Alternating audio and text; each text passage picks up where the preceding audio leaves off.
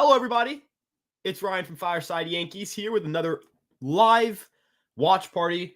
The Yankees will be taking on the San Diego Padres at 4 o'clock. I believe first pitch is 4:10. Could be mistaken. First pitch 4:10. We've got about 20 minutes, 25 minutes, 20 minutes till game time. 25 minutes till game time. I'm sorry. And it should be plenty of fun. You have Clark Schmidt going up against Joe Musgrove, two kind of, slider, curveball, cutter pitchers. These are really fun pitch to watch. Musgrove, a guy who the Pirates traded to the Pirates traded to the Padres, after the 2020 season. He has really struggled this year. There's some stuff we're going to talk about pregame, whether it's matchups, that kind of thing. And if you've noticed, next to me, I have a little mini nuke. Now, we're going to be doing this for watch parties, and we're going to be putting plays that I've actually placed on Underdog Fantasy myself, because that's the only one app I can use. I'm 19 years old. I cannot legally sports bet, so I don't. I have Judge and Stanton alongside they throw like a little, have this like little free, like basically Anthony Edwards over half a point. So of course I was going to take that. But you guys can place on FanDuel. The odds are there at plus 1,258. This is, don't throw a lot of money on it because the odds are not great. But we do kind of want to incorporate some of this stuff because we think it'd be pretty fun. We got Matt Tome on the chat. Matt saying hello. What's up, Matt? My guy, my man. Love this dude. Kind of let's get into the matchups a little bit here and talk a little bit about why we even went with this play. So first and foremost, let's get into Joe Musgrove because the pitcher kind of influences a lot of the decision making. Now, we kind of talked about maybe having Grisham in the lineup instead of giving Stanton the off day, but that's not the case, and it makes sense. So looking at what Joe Musgrove has struggled to do this year, it's keep the ball in the ballpark. He has a 2.05 home runs per 9 on the season. Musgrove has a 6.14 ERA, a 5.18 FIP. His pitch usage changes have not helped him much. He's trying to get the fastball more in there, at least in his last 3 starts, throwing his fastball about 36% of the time. The result, a 3.55 home runs per 9. So it has not really helped. His last start, he went 3 innings, allowed 1 run, but again, only got to those 3 innings. That was against the Cincinnati Reds. And that was in Cincinnati. He had come off of 2 starts against them. He does have that 1 start against the Phillies kind of weighing him down because in those 2 starts against the Reds, he had a 3 ERA, 2.90 FIP, kind of pitching a little bit better over that stretch. But the last start just wasn't very encouraging. The whiffs weren't very, very much there. He wasn't able to get deep into that game. He averaged, the average EV was a little better for him. He didn't allow a home run, but if you're the Yankees, this is an opportunity to really do some damage here. Musgrove is a big big believer in getting the ball away from righties and into lefties. He has his sinker, but his sinker isn't like a dominant fastball. He's got a cutter. He's got a 4-seamer. He's got, a little bit of a sweeper, a slider. He throws a lot of different pitches. But not a lot of like dominant fastballs here. It's a lot of like the breaking balls are really good. The curveball still, high whiff pitch. The slider is still a high whiff pitch. The sweeper is still a high whiff pitch. But the cutter's getting barraged. The sinker's getting barraged. Musgrove, I think this is a guy who the Yankees should tee off of, a guy the Yankees should do some damage contact against. And yeah, like he's not going to walk you. He's going to attack you. So yeah, really, that's really where I'm at with Musgrove. I think it's a good matchup for the Yankees if they can do damage, if they can take advantage. Granted, the pedigree for Musgrove is good enough for you to argue reasonably that he could pitch well today. Aiden says, hi, Aiden, what's up, my man? Frequent viewer of the Fireside Yankees live stream, so we love to see that. We've got Nick's tape here. Let's go. Let's sweep some Friars. I agree. Let's get this sweep done. The Yankees already took the series, so not that they're playing with house money. I think you play today, you win today. It's you want you kind of almost feel disappointed. I tried to just make sure stream quality was good, and I accidentally played on my phone. My bad. But the stream quality. The San Diego Padres. You kind of want to just take advantage of the opportunities you have against teams that aren't as good as like the Braves or the Dodgers or the Phillies, because in June, the Yankees are going to be playing the Braves and the Dodgers, and I think they get another series against Baltimore. So, we'll see there. But yeah, this is an opportunity to sweep. I really think that the Yankees have a chance to really pull off a sweep, and of course, you make it 3 in a row against this team. You make it 5 in a row. It just the winning right now has been great. You play today, let's get a win today. That kind of thing. Chocolate covered raisins, man. I'm not a raisins guy, but maybe I should hop on this train. This is a train I'm willing to hop on. This is a train that entices me. I'll definitely be interested in seeing The chocolate covered raisins train. We're gonna get a vote going. Are we a pro or anti chocolate covered raisins stream? Is that what that is? We'll see. Let's sweep these pods, man. Yeah, let's get the job done. Let's speed up on the Padres. As Kid mentions here, if this wants a little thank you. As Kid mentions here, June is a tough month. You get the Royals, the Braves, the Dodgers, Orioles, even the Red Sox won't be easy. And I agree. These are a stretch of really quality teams. Obviously, the Red Sox are not in the same caliber of the teams mentioned before them, but they can pitch. They can pitch their tail off. Being a good pitching team is important. Having a strong pitching team is important. It's a big part of what makes you a great player, a great team. It makes it tough to play. You play a lot of close games. Close games can kind of go, either way. So yeah.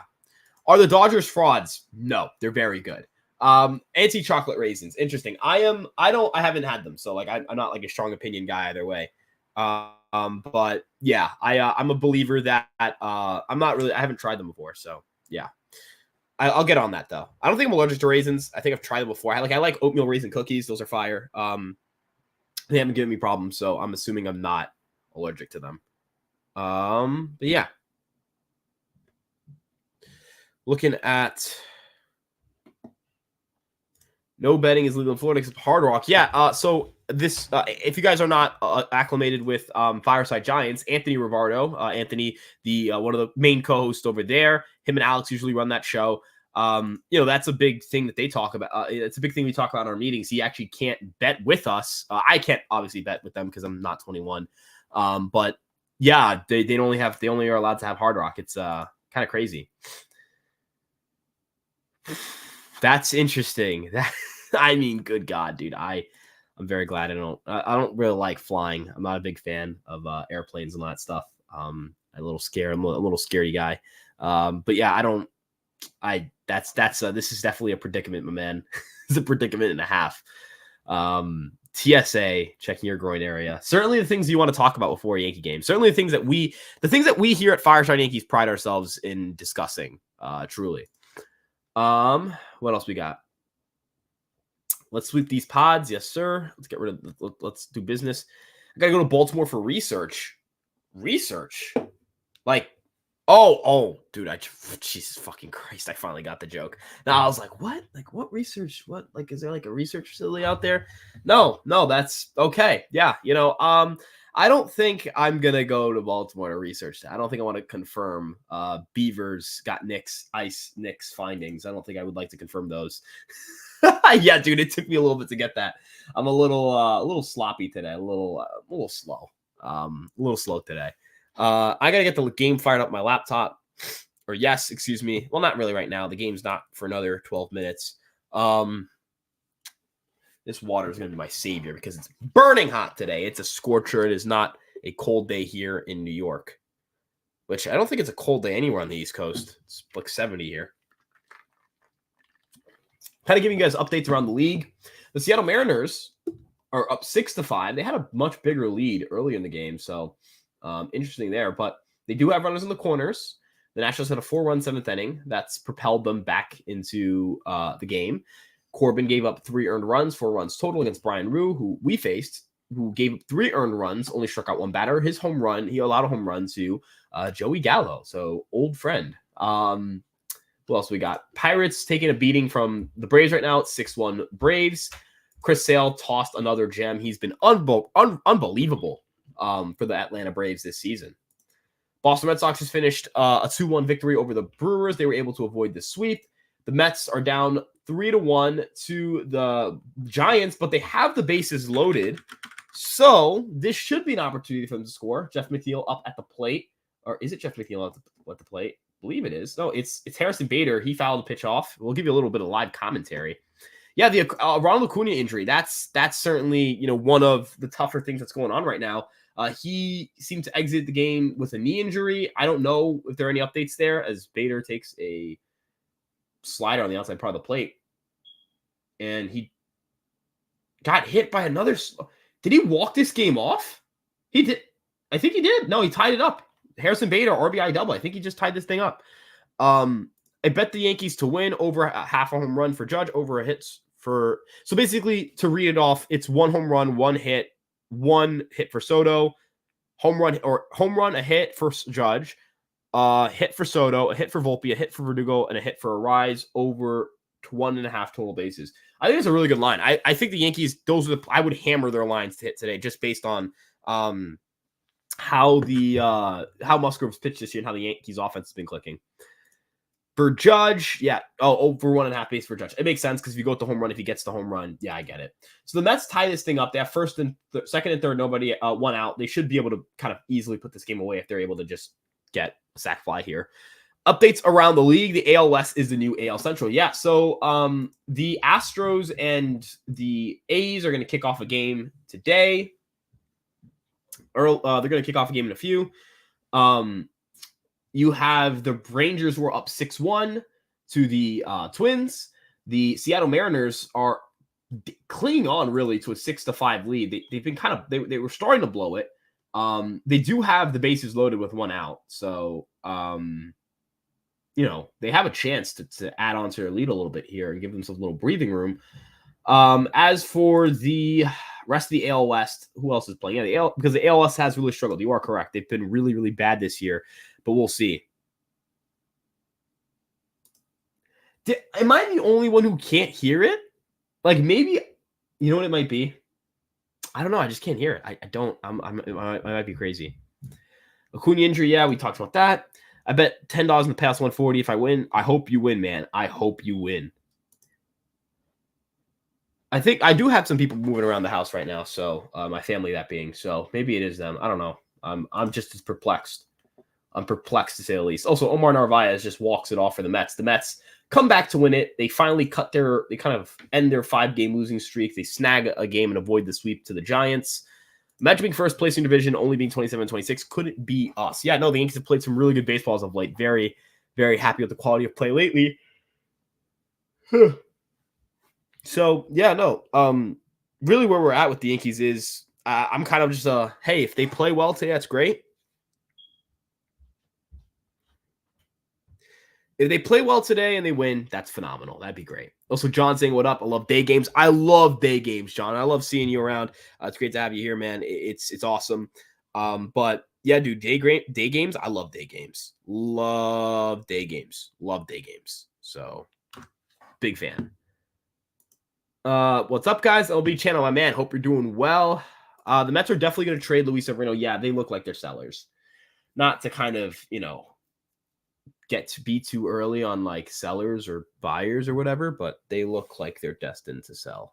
This does not look like a team that's necessarily prepared to buy. Like they're just not. They don't look very good. I can't watch the game because they got to leave at 4:50. That sucks, man. I hate to hear that. But hey, hopefully you can enjoy the stream while you can, and hopefully the Yankees put up some runs while you're here. We can have a strong game and hopefully it's a sweep. Sorry about the yawning. I'm like extremely tired.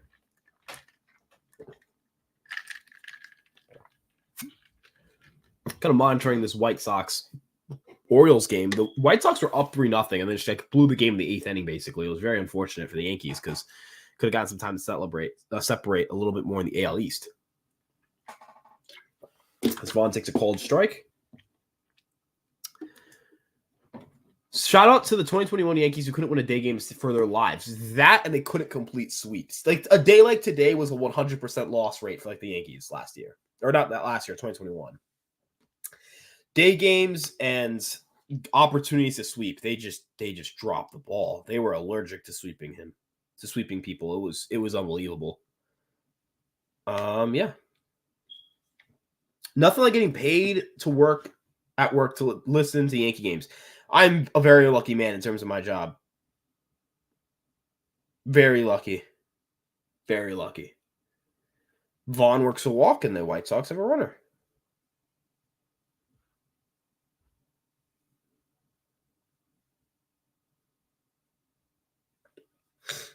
It's 4:00. We got 10 more minutes to get this thing going. First half 2021 Yankees was brutal. April, man. That was an ugly team, dude. That was an ugly, ugly, ugly, ugly team. That was an ugly team to watch play baseball.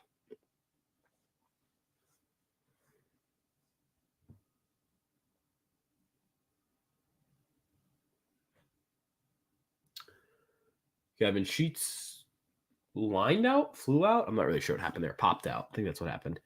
The Heat, man. The Heat is brutal here in New York, and it kind of like not brutal, but like I really handle the Heat well. As the Mariners, they're not up 9-5 now, so they did get the separation they were looking for.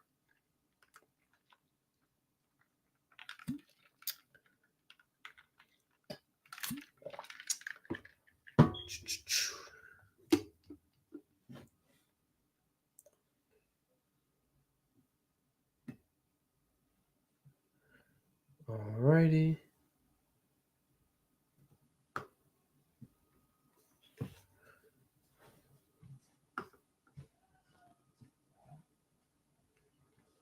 Referring to myself, but yeah, you too. No, I know you're referring to yourself. I'm saying I'm like a very spoiled guy to get to do this. Like, basically, I'm streaming as my job.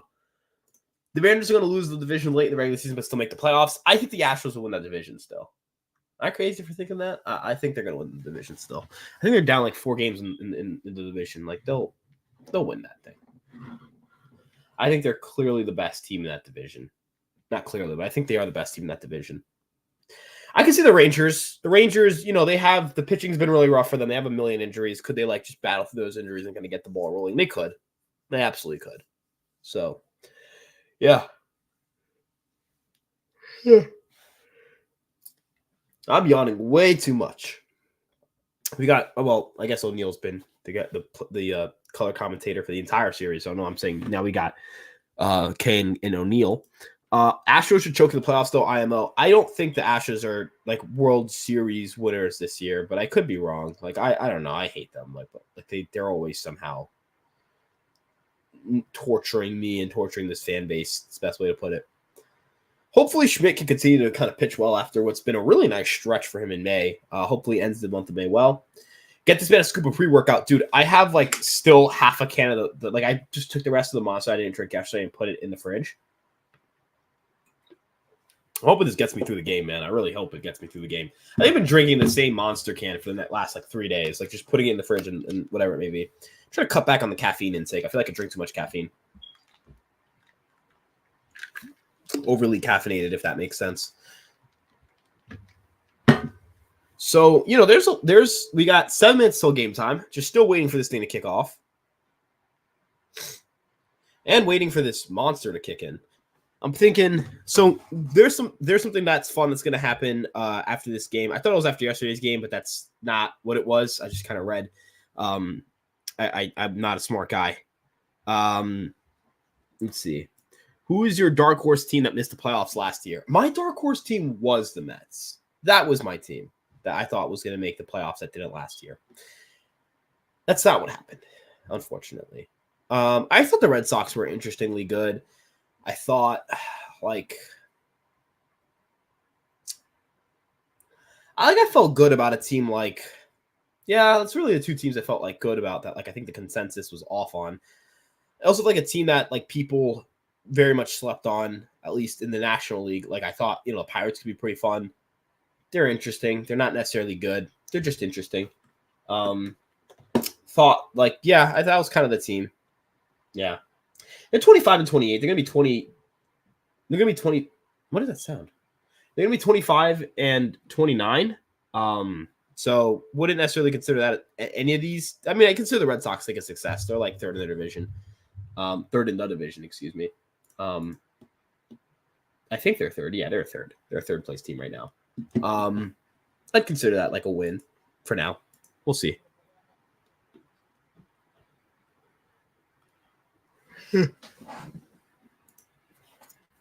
That'd be dope, dude. I would love to see more of an international. I would love to see more of an international presence for baseball. I love the World Baseball Classic. The World Baseball Classic's great. Like a huge fan of that stuff. I also love I cannot wait to see the World Baseball Classic this year.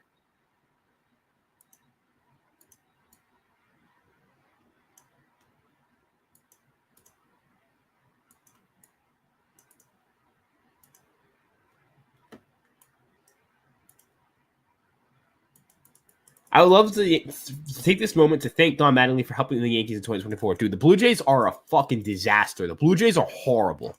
Like, look, I think the Rays can get things going. You know, the Rays are still talented. Like, they've got talent, all that stuff is what it is.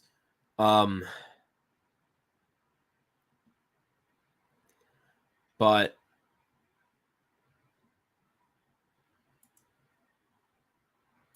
I don't, dude. I just like they fucking stink, man. They're terrible. Like, I'm looking at some of these metrics, man. The Blue Jays are terrible, dude. They can't hit for power.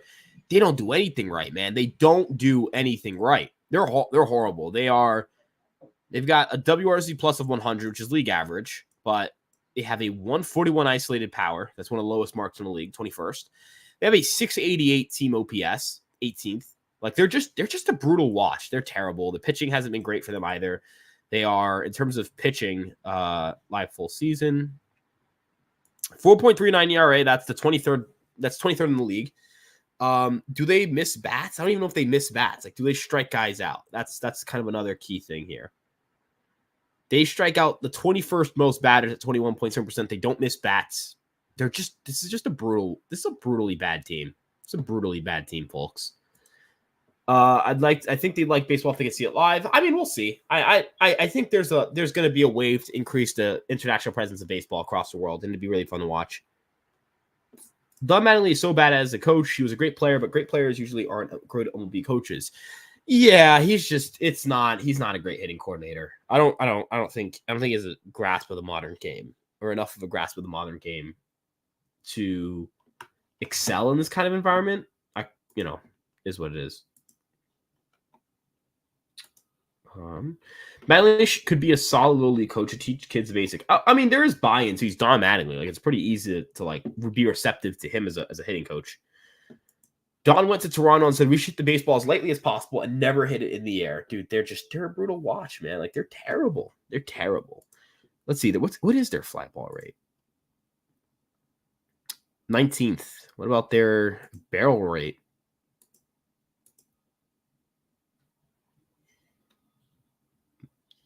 Oh, this is pitching. Holy shit. I went to the wrong one. They give up the most barrels, by the way, in their pitching staff. That's incredible.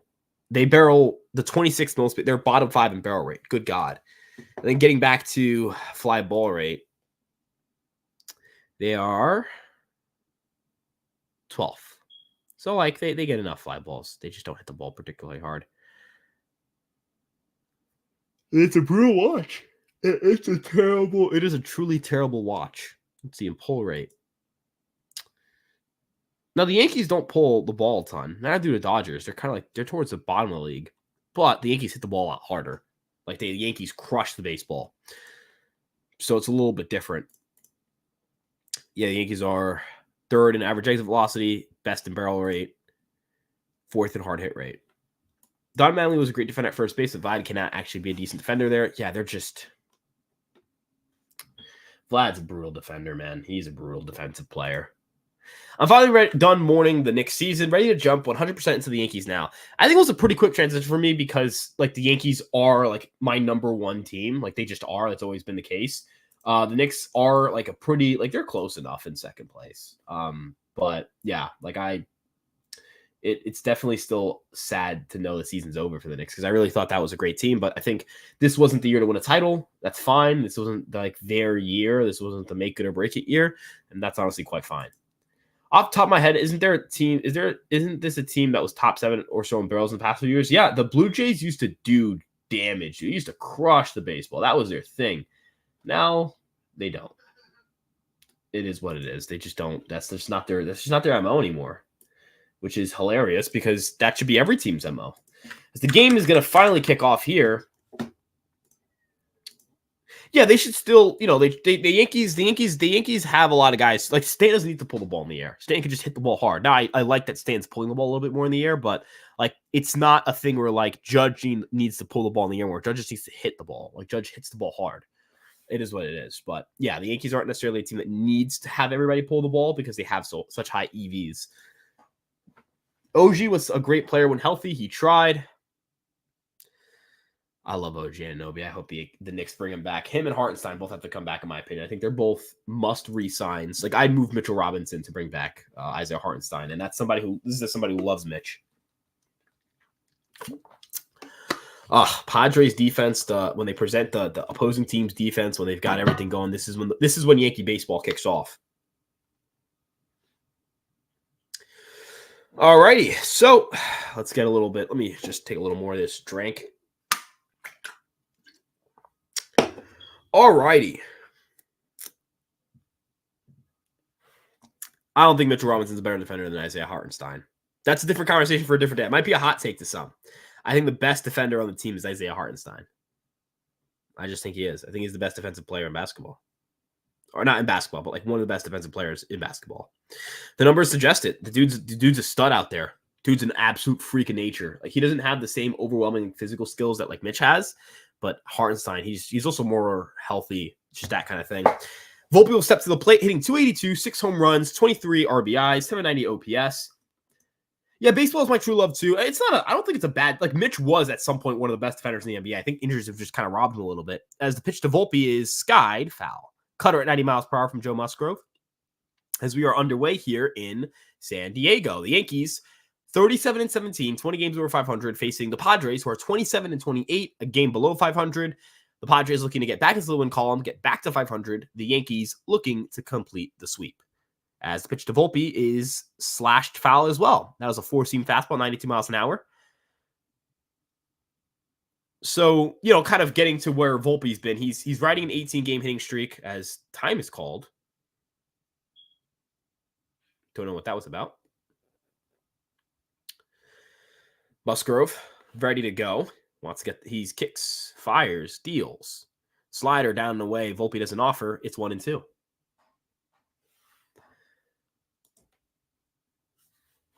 We're underway here in San Diego. What a fun, what a beautiful ballpark. I'm jealous, we don't get to play here more often. It's the pitch to Volpe. Skied foul. 93 off the plate. Fought it off. It's a 1-2 count. So it'll be Volpe, Soto, Judge as the top three to open the game. Can Volpe reach here is the question. As the pitch to Volpe is a curveball swung on and missed, strike 3. It's hot as a motherfucker in Florida. I can't imagine how hot it is in San Diego. Dude, I don't know how Musgrove has sleeves on. I have no idea how this guy has sleeves on. I'm going to check the weather there, but I have no idea how he has sleeves on. It's 64 over there in San Diego? Is it warmer in New York than San Diego right now? It looks so hot down there or over there. Pitch to Soto is a called strike. Slider, wicked slider with good horizontal movement. That's what the weather app is saying. I could be wrong. I could be so wrong. As the pitch to Soto, cut on a miss over a changeup. Gross changeup there.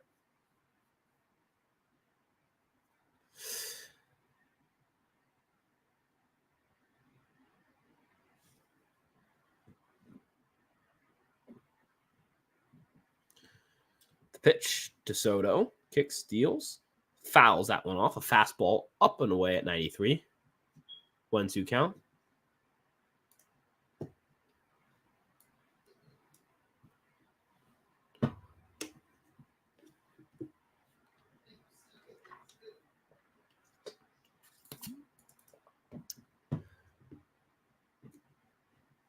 No, Judge tossed the ball into the stands for a Padres fan. Good dude. Good dude university. Hashtag good dude university. The pitch to Soto is grounded over to first. Arise fields that cleanly. And there is 2 away as Aaron Judge, who has been red hot, steps to the plate. He has 2 home runs in this series. Has been torching the ball. Has a home run in 4 straight games. Has 11 home runs in the month of May. He has been on fire. I realize I've been knocking my mic volume. But yeah. So Judge having an unbelievable month. Leads the league in OPS and WRC+. Kicks, steals. Fastball off the plate. 1-0.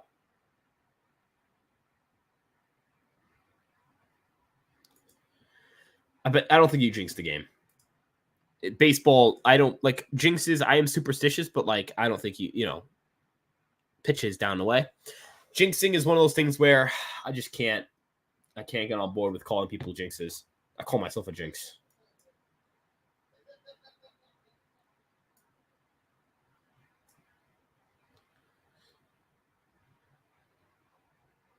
Is Judge lines it to left off the bottom of the wall. He'll be held to a single. Judge is just red hot. He just missed a home run there. Good God. I mean, that ball's hit so hard, he didn't even have the time to recognize what was going on. That ball was absolutely tattooed. So he gets his first hit of the day. That ball was hit 115 miles an hour. 115 miles an hour. Good God, Aaron Judge is just on one. He's just on one. He has a hit. He's just on one, guys.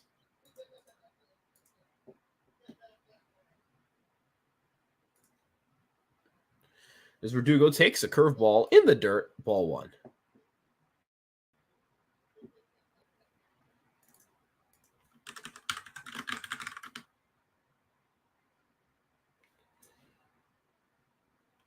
Trying to see when's the last time Aaron Judge hasn't been on base.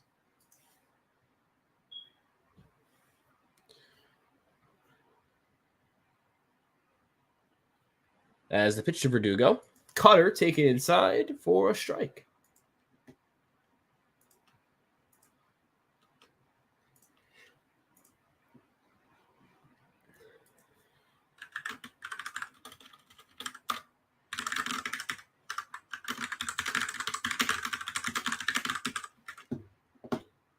Pitch to Verdugo, taken upstairs, ball one.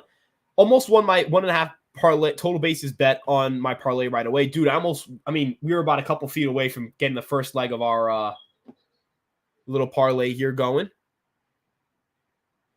Yeah, I know, it's unfortunate, man. As the pitch to Verdugo. Grounded, great play by Luis Ariz, who robs Verdugo of a hit. Yankees go down without scoring a run in the first. Schmidt will take the mound. It's tied here, 0-0, entering the bottom half of the first. Yeah, 100 mile per hour, just seed that. I mean, he just makes a great play on that being Luis Ariz. Nothing you can do about that. Nothing you can do about that.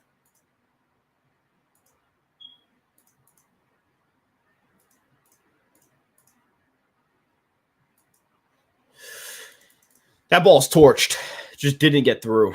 Happens. It happens.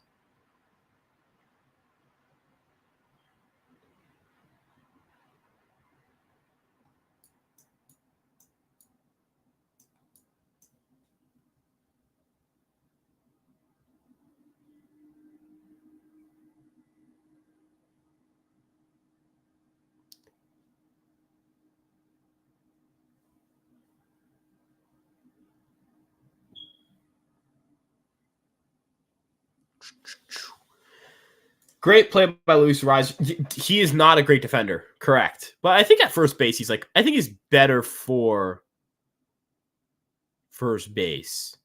I think he's better suited for first base, in my opinion. It's just my opinion. So it'll be Ariz, Tatis, Profar, Cronenworth, Machado. That's basically the order they had last night. Going against Schmidt here. Basically, yeah, it's basically the same. They're just going with the right-handed lineup. So, yeah.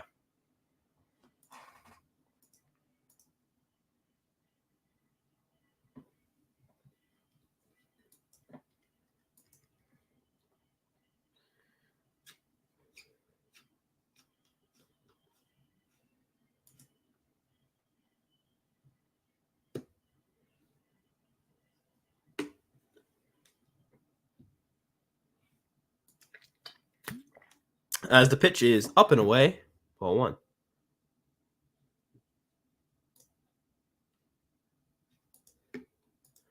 I got to go. Join back a little later. All good, Gregory. As the pitch to Ariz taken for strike two. Speaking of Ariz, yeah, he usually does not do well on batted balls to him. He is not he's not known for being a great defensive player. As the pitch to Arise, Slur Sweeper, who that misses upstairs. It's 2-1.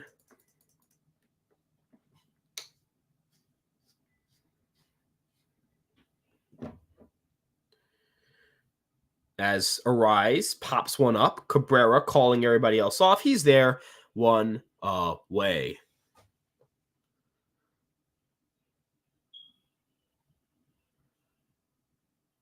So, same alignment as yesterday. Yeah, exact same alignment, except Trevino's behind the plate instead of Austin Wells. So, yeah.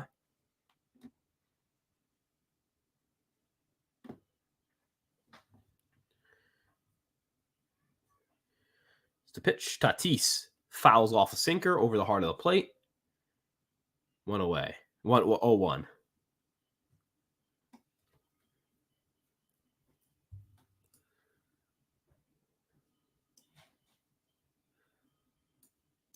As the pitch to Tatis hits him. Sinker ran in, hit Tatis, so there will be one on with one out.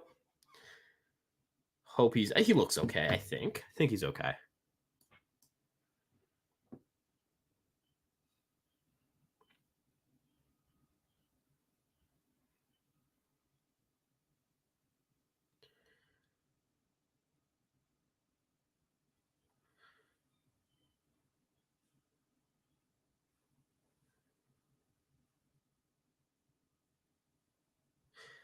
All right, so it'll bring up Jerks and Profar hitting from the left-handed side.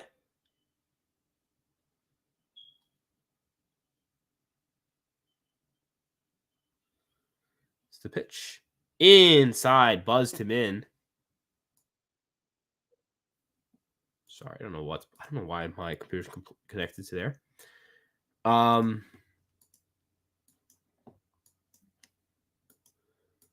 Profar hitting 328 on the year. Schmidt, the pitch. Swing and a miss on a cutter upstairs.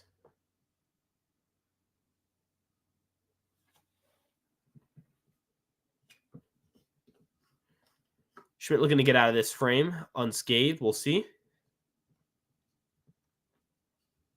The pitch. Sweeper popped into the air. Trevino and Cabrera are looking for it. Who's got it? Cabrera will have it. 2 pop-ups, 2 outs.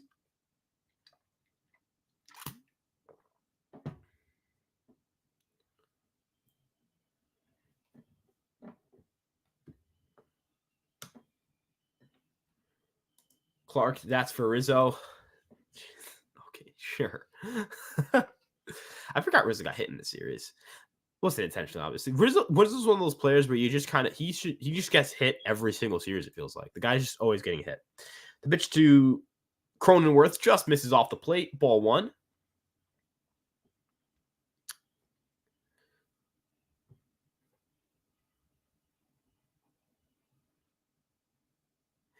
As the pitch from Schmidt to Cronenworth is taken upstairs. Sweeper just misses off the plate as well.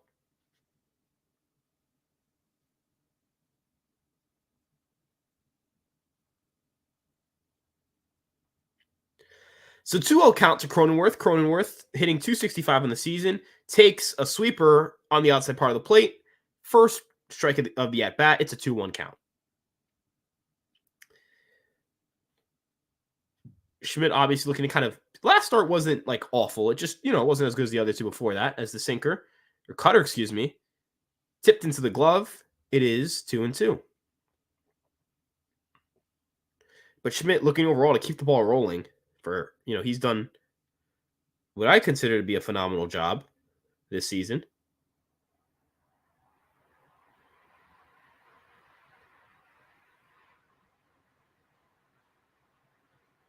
As the pitch 2-2 to Cronenworth. Schmidt from the set kicks, fires, knuckle curve. He just did not get any of that. He fired that way up and away. Ball's 3-2.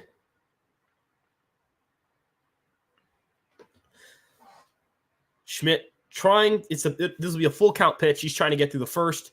It's kind of worked up his pitch kind of a little bit. It's through the first inning. I forget what the number is. As he gets a swing and a miss on the cutter, Cronenworth is retired. 1 hit by pitch. No damage outside of that. as the Padres go down without a hit. The Yankees will come up with a chance to maybe answer back. Good pitch by Schmidt there. Really good cutter up in the zone. Give me the pitch specs on that. 92.6 miles per hour, about 7 inches to 8 inches of induced vertical break, about 6 inches of sweep. That's a really well-placed cutter by Schmidt.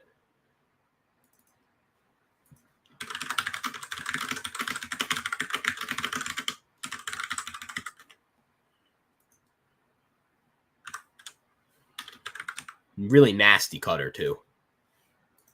All right.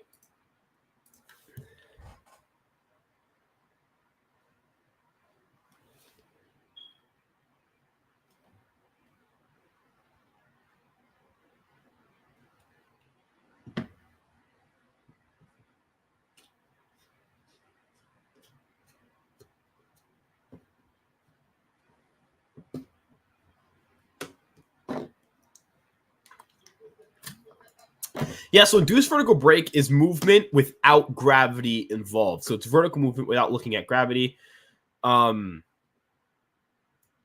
It's a very important metric because it helps us evaluate like the vertical movement of a pitch. Getting ride up in the zone is important for getting swings and misses there. If you have low IVB or negative IVB, that's better played down the zone. So yeah, IVB is an important metric, especially for fastballs. 16 or more inches of induced vertical break is a good amount of ride. While getting about getting around, if you're in the 18 to 19, 20 range, that's elite. So yeah, like we're talking about a metric that's super important for pitch classification and all that stuff. Let's get a score before I need to go. Let's go. Yeah, let's hope Stanton kind of gets this ball rolling here. The first pitch to Stanton is a fastball poured over the outside part of the strike zone for strike one. Stanton with a 797 OPS and a 130 WRC plus with 13 home runs. As the pitch taken upstairs, ball one.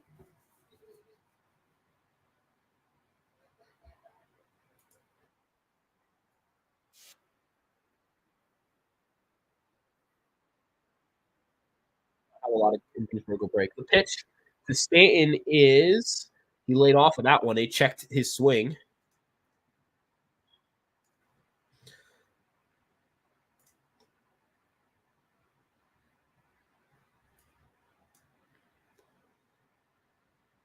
Pitch is fouled off. 2-2 count.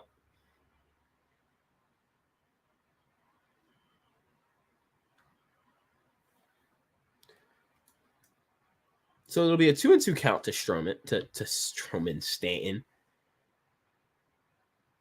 Inside 3-2.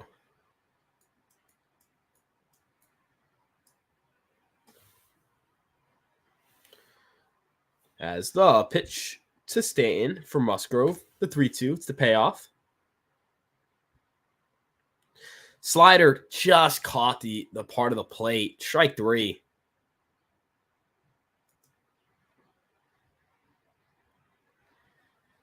Yeah.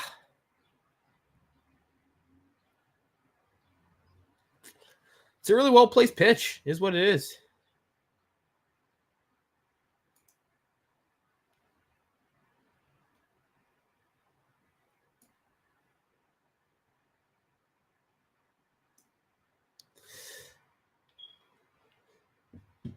Rizzo will step into the box. Musgrove already racking up the strikeouts. I think it's his third. Stats taken low. Oh, that's his second. Excuse me. Now I'm looking at Schmidt's line. Rizzo had a big hit yesterday for the Yankees that gave them a 3-0 lead. Kind of gave them the distance I think they needed from Cease. As he took 1-0, takes another one out of the zone, 2-0. Rizzo's looking to kind of get things rolling. He hasn't hit for much power as of late, but the idea is that if he can get to the power department going for him, he has the plate discipline. He has the contact skills to be a force in this lineup. As the 2-0 taken inside, called strike. It's 2-1.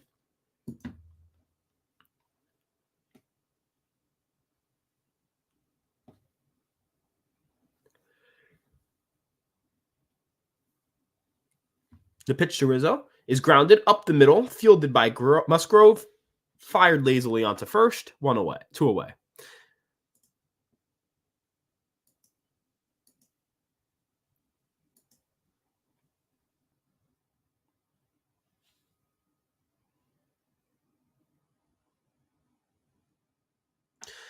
Glaber step into the plate. Will hope to kind of get things going here for the Yankees with 2 outs.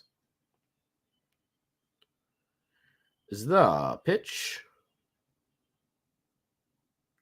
down away, 1-0.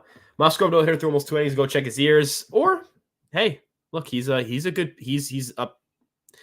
I don't know. Maybe the hot. Maybe I did say pedigree does matter here. 2-0 now to Rizzo. Glaber. Pedigree matters enough where it's like, even when he's struggling, you still got to factor in the fact he's not terrible. He's not historically a bad pitcher. So, yeah.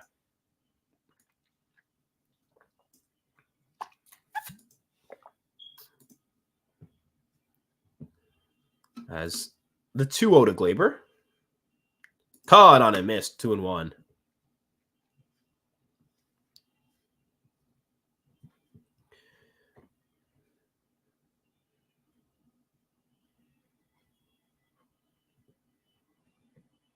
The 2-1 to Glaber. Fired into right field, and it'll drop. It's a base hit. The Yankees' second hit of the game. As they'll have some 2-out magic here. They'll see if they can capitalize with Jose Trevino coming to the dish.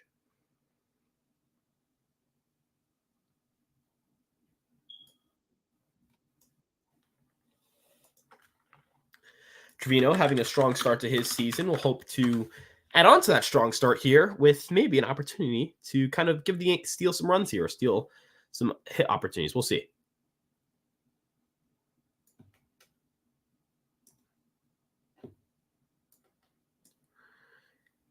As Glaber checked at first, they fired at first just to make sure he's not thinking of doing anything silly. I would love a Jose Trevino home run right now. Let's all kind of what's the word for it? Let's put material. Let's manifest this. There we go. I'm bad at words. As Trevino the pitch taken away, ball 1. So 1 on, 2 out, 1-0 count. As Musgrove trying to fix up his spikes.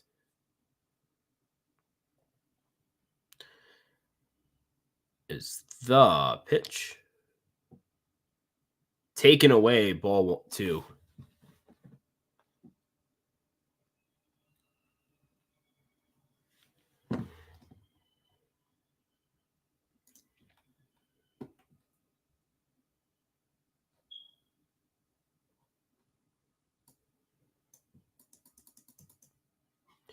The pitch to Trevino is, they called it a strike. Probably a little off the plate, but we'll see.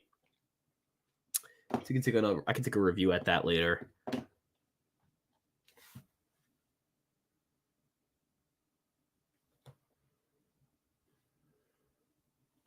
The 2-1 to Jose Trevino. Trevino fouls it, and it'll go out of play. 2-2.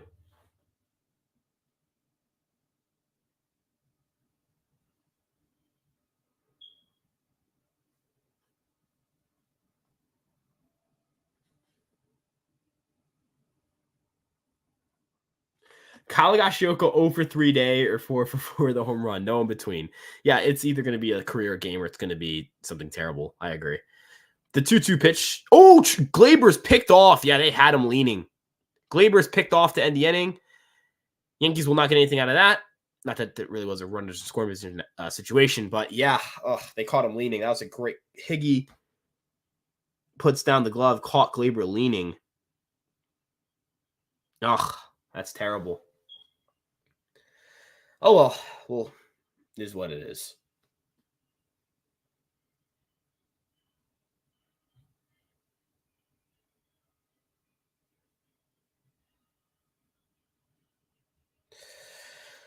That sucks. That sucks. That sucks a lot, folks. There are things that are fun, and that's not one of them.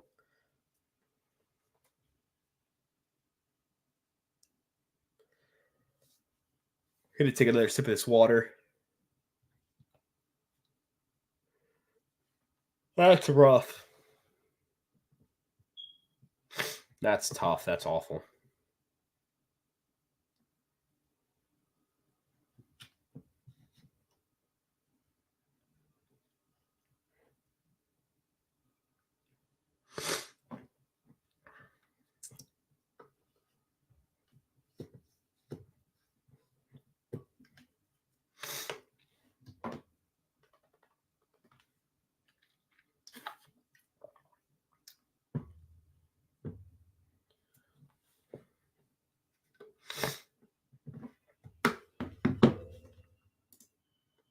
Musgrove luck merchant. I wouldn't call it luck. Hadn't gotten home yet to watch how's we doing so far. So we haven't. No one's allowed to run yet. Judge has a single, and Glaber has a single, but Glaber got picked off to end the top of the second. Schmidt has hit a guy, but 2 pop-ups and a strikeout are all. That's it that we've gotten so far. And we are in the bottom of the second. It's about to kick off right now. Red Sox signed Brad Keller. Yep, I saw that earlier today. Yo, what's up? Didn't get an alert, but I made it. What's good, Action V? Jay, my guy. Hope you're doing well. Appreciate you stopping by. What's good? What's up, Gregory? Welcome back. So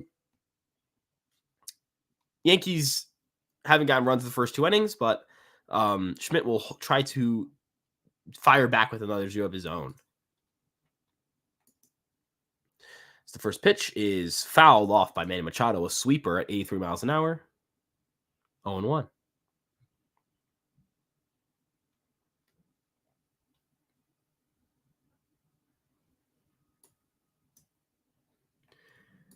Yeah, Judge did get a hit, as that's a cutter called strike off the plate. Probably not. I mean, it looked like it wasn't a strike, but the box isn't always accurate, so that's always why I try to be like, oh, let me take a second look, that kind of thing. Still, pitch is hammered to left. That's deep. That is foul. Hung that slider.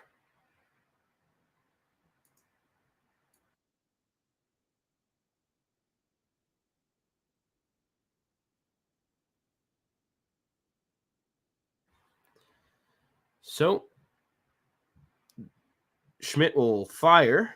Sweeper off the plate, 1-2. Yeah, he yelled try that bunt again, and then so the first base coach took exception, and they kind of got into a little bit of spat. Yeah, it looks like it's the Yankees versus the Orioles for the East as of right now. Yeah, the pitch to Machado is a cutter, fouled right back, so the count remain 1-2.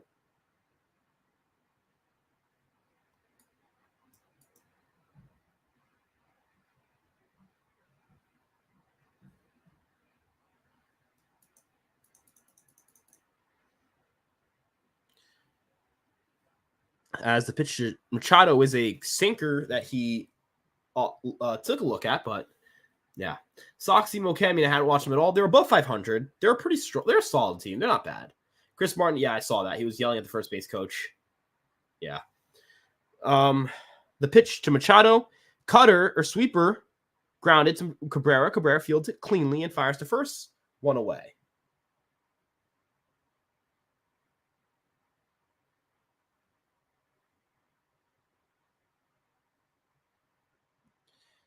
So 1 away here in the bottom of the second. So while the Cabrera is keeping his starting reps even after DJ returns, no, I think that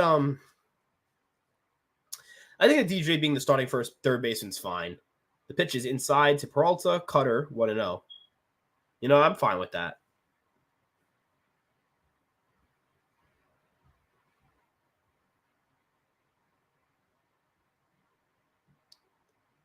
There's a sweeper, catches the inside part of the plate, 1 strike.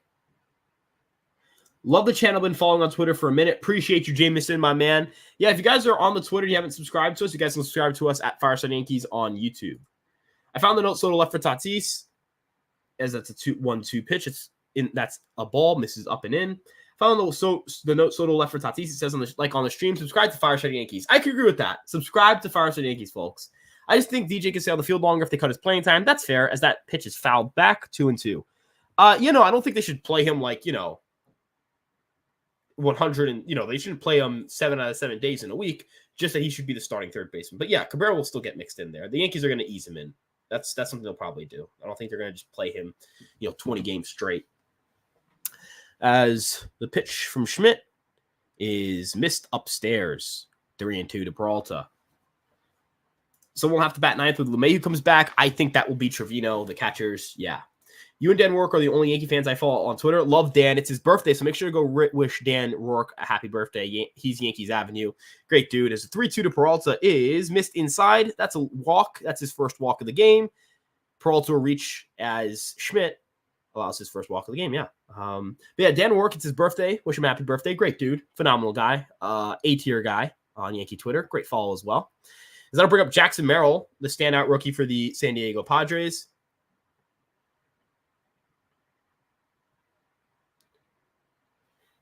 Yeah, Dan's the man, dude. David Peralta's actually washed out, still on the WBC team last year for them. Yeah, he does own us, but he's not that bad. So that cutter is just missed up and away. I bet on Trevino to hit a bomb. I wonder what the odds are on that. Dan's a good dude. Yeah, Dan's a guy. Dan's a dude and a half. And I mean that in the best way possible. The 1-0 to Merrill from Schmidt is a sweeper that's poured in there for a strike. Schmidt kind of laboring a little bit here. He's got 30 pitches and he's only recorded 4 outs. So, he's going to try to remain a little more efficient here. As the 1-1 to Merrill is a sinker laced into center field. That's a base hit. Peralta, depending on his jump, he gets to third. Judge fires in there as it'll be first and third. The corners are full for Ha-Seong Kim with 1 away. Sinker that missed down and away, just didn't get what he was looking for there at the sinker, as Padres have some traffic on the base paths here.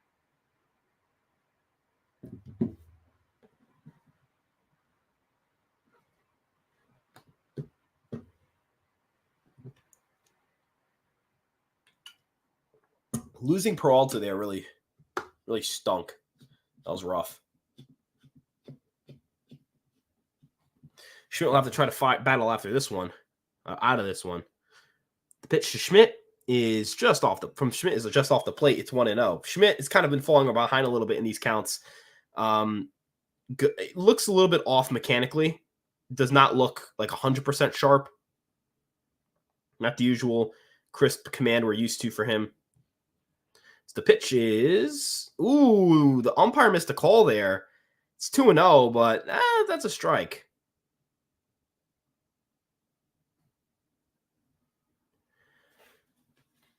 They call a little mound visit here, kind of reel Schmidt in.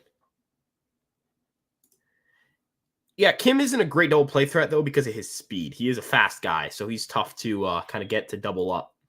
What's the payout for you now? I'm interested in the payout here, too. I'm very interested in that.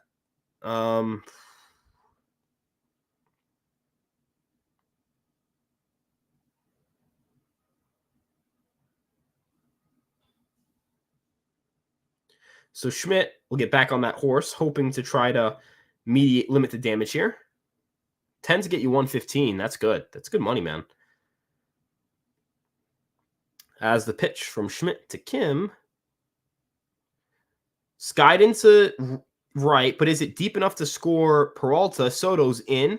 Soto gets good momentum there. I don't think Peralta tagged. No, he did not. So it's 2 away and 2 out with Kyle Higashioka up. So we're going to figure out, Trevor, we're going to figure out very quickly if this is the Kyle Higashioka game or not. We're going to find that out in the next 5 minutes or so. Higashioka, obviously a former Yankee, played with the organization, was drafted by the organization, spent a lot of time here, was a very well-liked figure in that clubhouse. Good dude university, caught a lot of games for Schmidt last year because Trevino went down, so he was the primary catcher for the Yankees. So we'll see how this goes. Schmidt looking to try to get out of this little jam here. Fires. Cutter swung on and missed. Kind of hung that pitch. It's 0-1. We saw Stroman get into trouble with Merrill leading off the inning with a double. He was able to strand the runners. Schmidt hoping and praying to do the same here. As the pitch is a cutter fouled off. Schmidt 1 out, 1 pitch away from trying to get out of this thing. I would go sweeper down and away. Down and away. Don't even throw him anything in the zone. Make him chase. Make him show me that he can lay off of that pitch.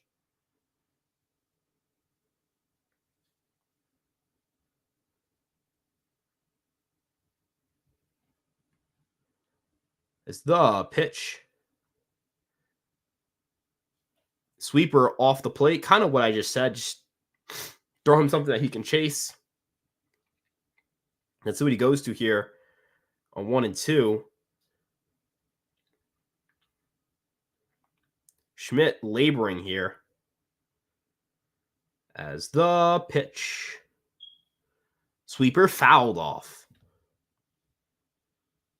Higashioka trying to spoil here, trying to do some damage against his former team, the team that drafted him. as Schmidt at the belt at 38 pitches, laboring again here in the second. The pitch. Swung on it, miss. Schmidt gets out of it. Big strikeout of Kalagashioka. He'll leave this inning unscathed. Picked up a walk and a hit, but was able to dance out of it. Schmidt, second K of the days.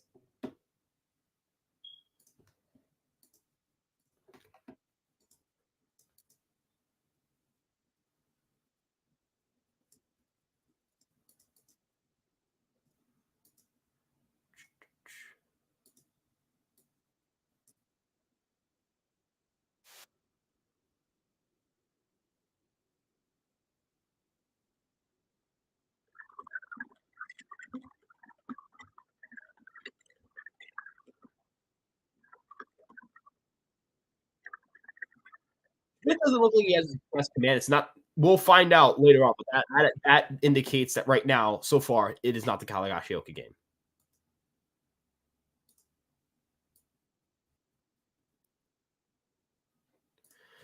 If DJ Trevino are all in the lineup, it won't be enough lefty balance. They have like 4 lefties, so yeah, got 4 everyday lefties. They actually hit righties really well. They just need to hit lefties a little better. Actually, that's kind of where their thing is needing to go.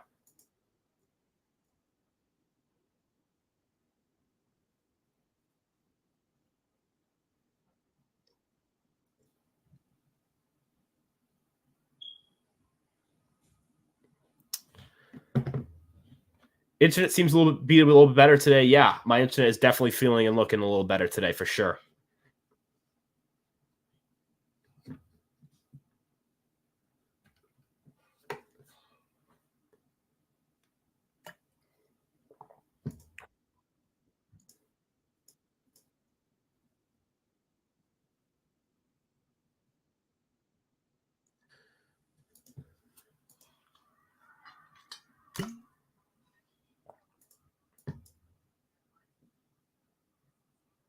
Poor Higgy, man. Hate to do it. Actually, I really don't hate to do it. I like Higgy, but I like winning. As Trevino, who was at the plate when Torres got picked off, steps back into the plate, takes a pitch out of the zone, 1-0. Trevino hitting 284 in the season, 5 home runs, 17 RBIs, 772 OPS. He's having a pretty strong start to his year. Great defender, of course, as always. The pitch to Trevino. Ooh, generous strike call there. It is 1-1. Would not have given him that strike call, but then again, right? Like just shrug. As the pitch to Trevino. Inside, 2-1. That pitch was close to the zone on the other one, but is what it is.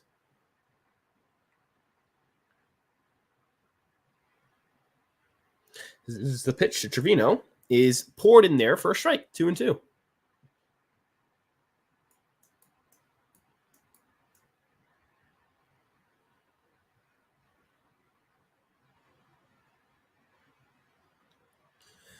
As the pitch to Trevino. Bounced. Slow roller is going to beat this out. Tries to make the big play. Musgrove throws it offline. Arise able to recover it, but it is an infield single for Jose Trevino. The Yankees have the leadoff runner on for the first time this afternoon.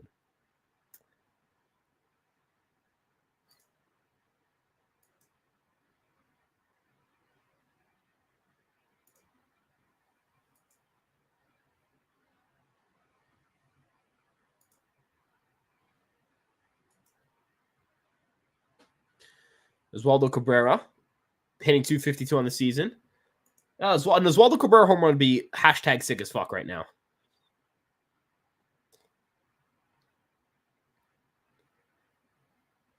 So Cabrera with a runner on first.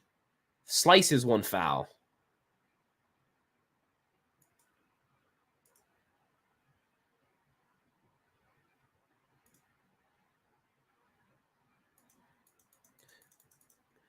The 0-1 from Cabrera to Cabrera from Musgrove as Musgrove stepped off, I think. Now he steps back on. He's ready to deal. The pitch. Fouls that one off. Too high fastballs to Cabrera. I think they're going to try to set up for the curveball. He's been a little prone to that breaking ball down and low. So, yeah.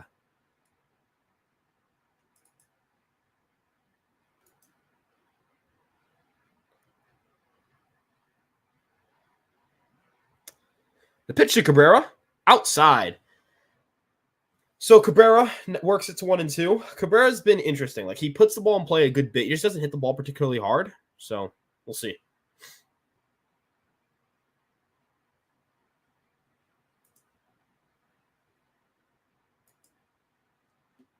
It's the pitch to Cabrera is taken outside. Changeup way off the plate. It's a 2-2 count. Oswaldo Cabrera, it's opening day in Houston, hit a home run. Yeah, what we need to do is put Oswaldo Cabrera in Houston. We need to just pretend he's in Houston. That's exactly what we need to do. Fuck. Yeah. Fuck indeed. As he takes called strike 3. Painted curveball. And there's one away.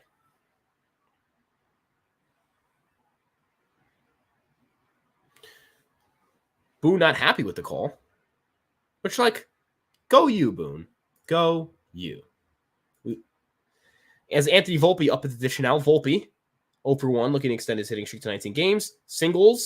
Not singles. I meant grounded up the middle. That's going to be a double. Oh, no. Well, Volpe beat it up.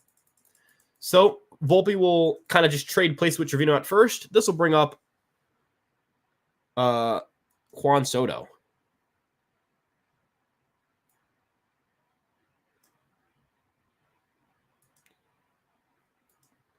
Is Joe any good? He's been bad this year. Good every year before that. But it looks like, unfortunately, he's going to play a good game. He's going to pitch pretty well today.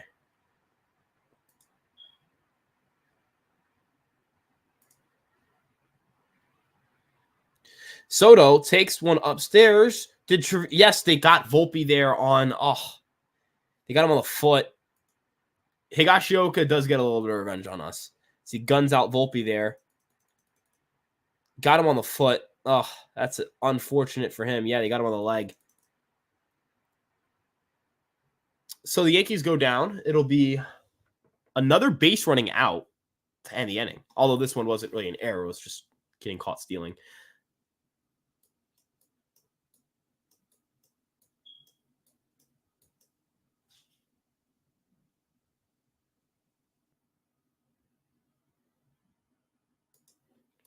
What the hell? No, he wants to start throwing people out. Yep, man. Maybe it is the Higashioka game.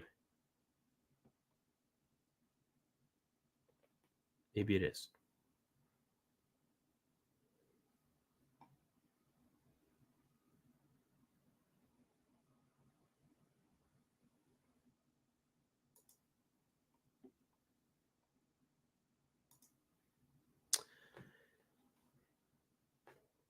So, yeah.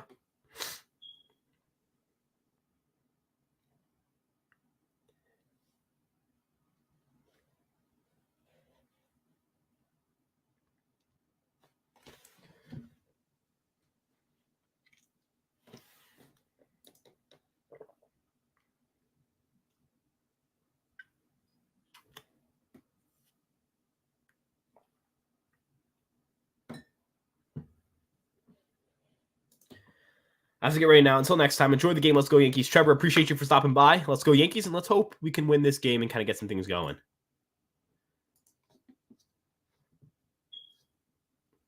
Hopefully, of course. Hopefully.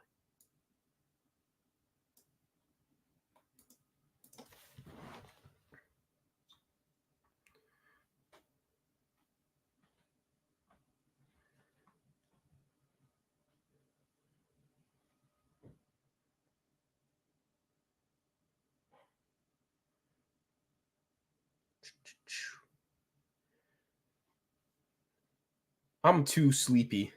Way too sleepy.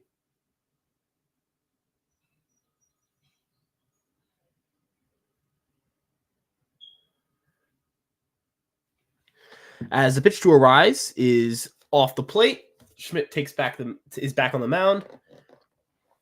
Trying to get this going.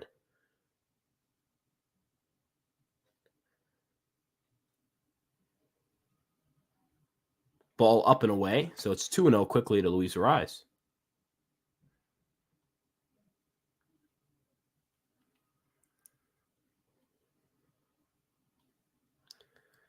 Ball upstairs.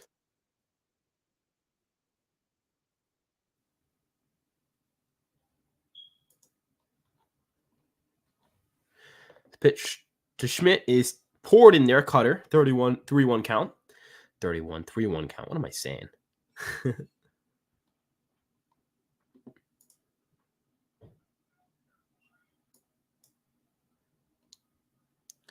This pitch is cut into right field. That's a base hit. Luis Arraez singles as he reaches the first as leadoff hitter, and the Yankees are going to have to, or Schmidt is going to have to come out of the set again. Second inning in a row, third inning in a row. All 3 innings, he's allowed a base runner, so he's going to have to kind of grind through this game. That's going to be the game plan for him.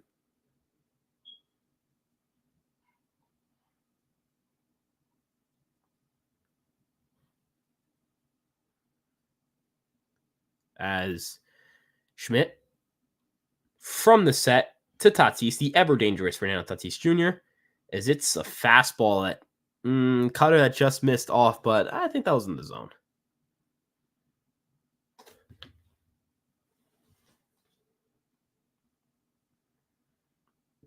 The pitch to Tatis. Schmidt from the set. Tatis skies it. I think he knew he should have gotten. That was a hanging sweeper.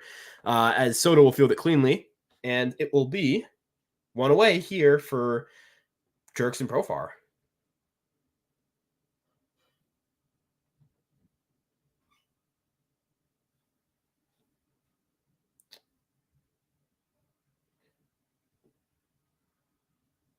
I feel like so far it's been clear. Command has not been great for Clark Schmidt. Command has been a big issue for him today. But I think he's hoping to kind of dial it back in as he fires a cutter inside and Profar slashes it foul.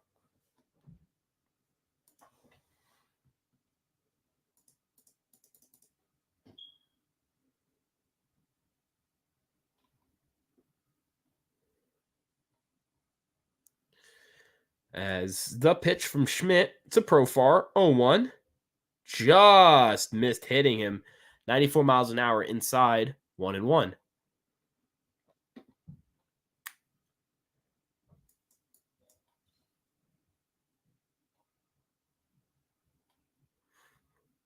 Need water. It is so warm. And the pitch outside, 2-1.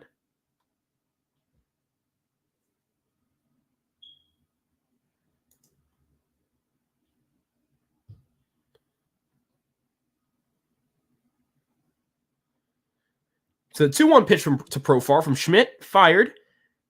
Called strike anyways. He didn't have to check the swing. It'll be a 2-2 count. So Schmidt at 50 pitches already, trying to get through this situation here. Not really a jam. But yeah, better calls time. Schmidt trying to put him away here.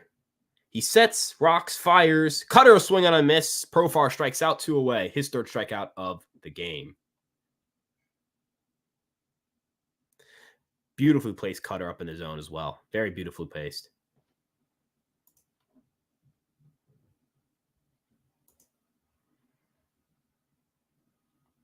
As that'll bring up Jake Cronenworth, 0-for-1 with a strikeout. He struck out in the top of the first, in the bottom of the first, as his first strikeout victim of the game. As that's a sweeper that he gets a good call, a generous call on, excuse me. Was a little low, but umpire says that it's a strike.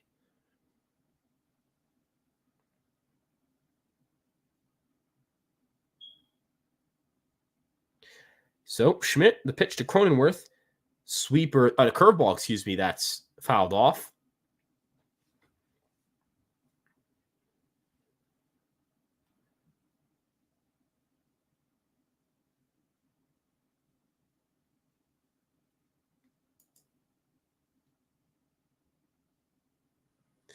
So Schmidt up 0-2 in the count, trying to fire in a third clean inning.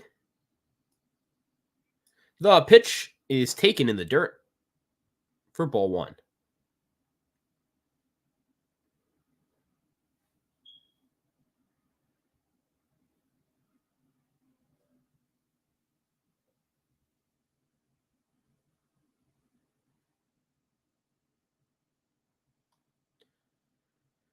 The pitch Cronenworth fires it up the middle. That's a base hit. So it'll be 2 runners on again, as Schmidt will have to contest with the dangerous Manny Machado to try and get out of this one. Missed with a breaking ball, just left it hanging. So, yeah.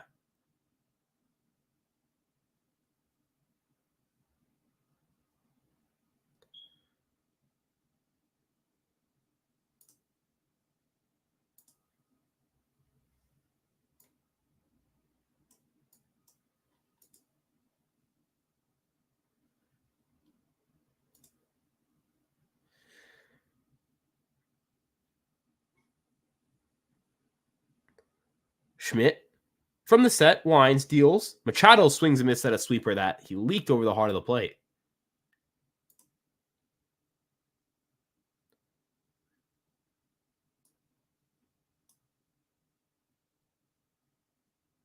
As the pitch to Machado.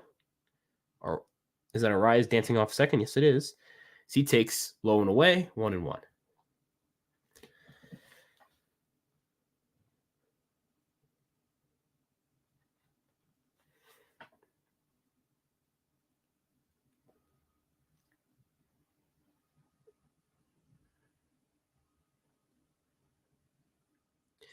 Schmidt looking for the 1-1, and he fires a cutter upstairs and gets a swing and a miss. So now a 1-2 again, trying to put this Machado away and get out of this inning. He is nearing the 60 pitch mark, and he hasn't even finished the third. So he's in a little bit of a weird spot with his pitch count. I think he's going to have to deploy their bullpen today, and they're not going to have Weaver available. I probably imagine Holmes is.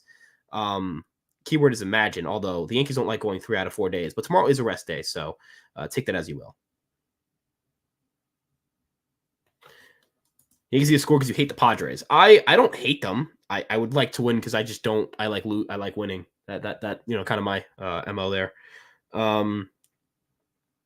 Schmidt finally set after Machado had called time. Machado, the pitch, fires a cutter off for a foul ball. That cutter touched 95 miles an hour. Schmidt ramping it up a little bit there, trying to dial it up and get something going. He's looking to put away Machado. There'll be a 60th pitch. Kind of laboring here. Struggling with his command a little bit today.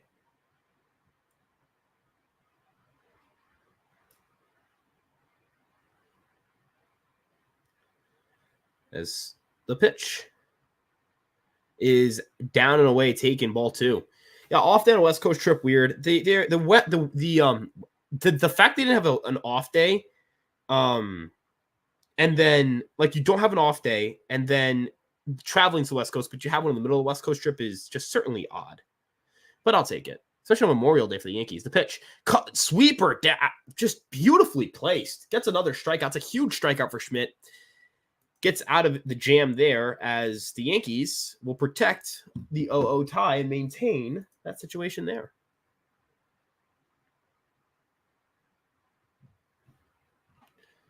So,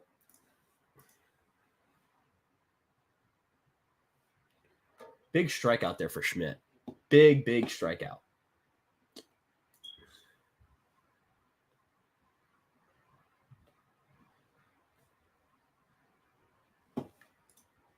So we'll save the video. Rangers are winning 4-2. Hey, good for you, man. Good for you. Rangers, if they can win here, probably going to take a 3-1 series lead. That's huge for them. Obviously, they're playing the Florida Panthers right now in the Eastern Conference Finals for a chance to go to the Stanley Cup Finals.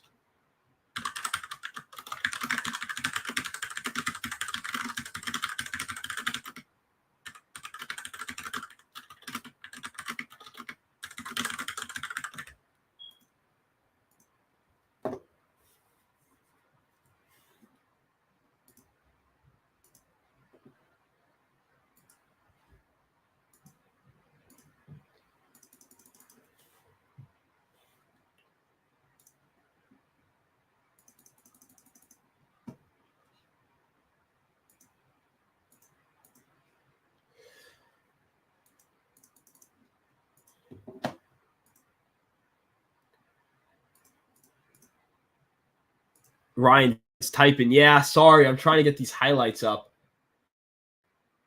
Also reels, yeah. So I got to handle this stuff. I completely forgot that that's my job today. Well, I've been doing Twitter, but yeah. So still scoreless game here through 3. Schmidt has fired 3 solid innings. He's definitely grinded through them. Definitely not easy. As Soto, the pitch from Musgrove is taken off the plate. Not called a strike. Probably should have been called a strike, but I'll take it. Soto 0 for 1 with the ground out in the first. The pitch to Musgrove from Musgrove is grounded. Kim fields it cleanly, fires to first, 1 away. This will bring up Aaron Judge, who rocketed a ball 116 miles an hour for a hit. It's one of the 3 Yankee hits, because it's Trevino, Glaber, and Judge, all singles. The Yankees have not recorded an extra base hit today.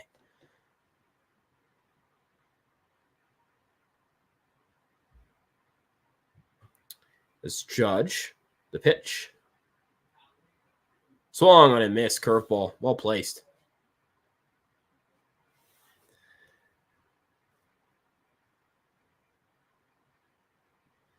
As the pitch inside, ball 1. Yeah, starting pitching has been a strength for the Yankees this year, for sure. It has been their crutch, VJ, for sure, man. The pitch. Skied into right, not deep. Outfielder coming in. Is Merrill going to make that catch? Yes, he does. What a play. Wow. Robs Judge of a hit. Good God. Wow.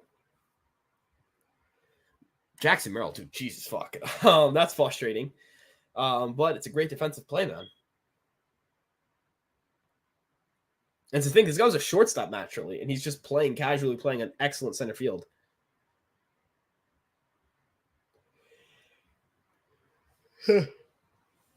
So Verdugo steps to the plate now. 2 outs in the 4th. He takes a curveball in there. Strike 1.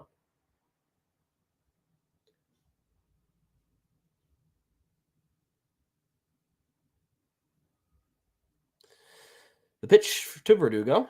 Inside, 1-1.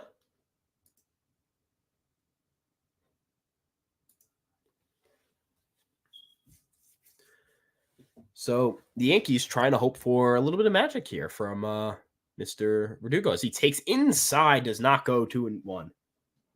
Hope for some 2-out magic here to get the ball rolling a little bit. If I can open my water bottle with one hand, which I don't think I can do. Stand on deck. Verdugo. Waits. Musgrove deals. 3-1 count. As he bounced that breaking ball in the dirt.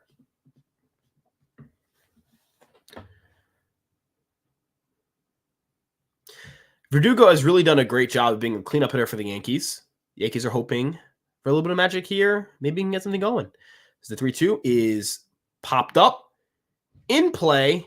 Machado drifting over. He's camped underneath it. The Yankees are retired in order. Musgrove through 4 scoreless, as is a nothing game here in the middle of the 4th. As we head to the bottom of the 4th inning, with Schmidt hoping to try to continue to battle through this start.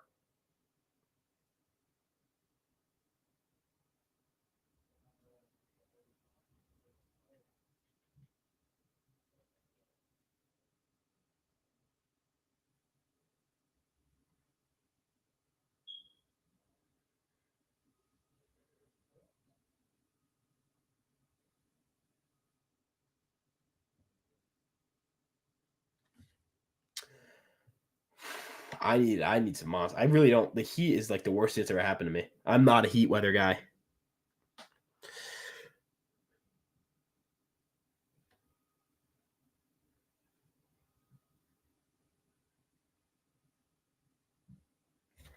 Get him some water.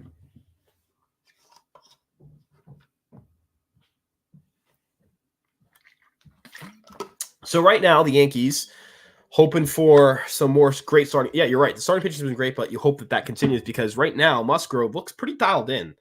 I think he just has a propensity for pissing off New York fans. Maybe that's the situation, huh? Maybe that's really what it is.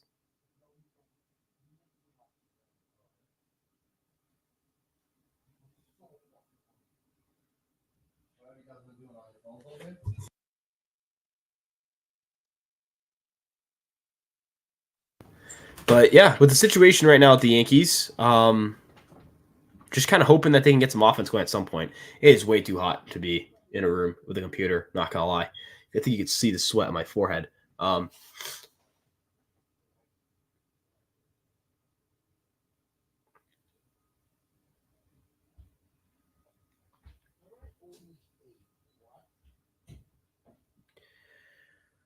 Yeah, so Schmidt so far, 3 innings, 4 strikeouts, 1 walk, a few hits.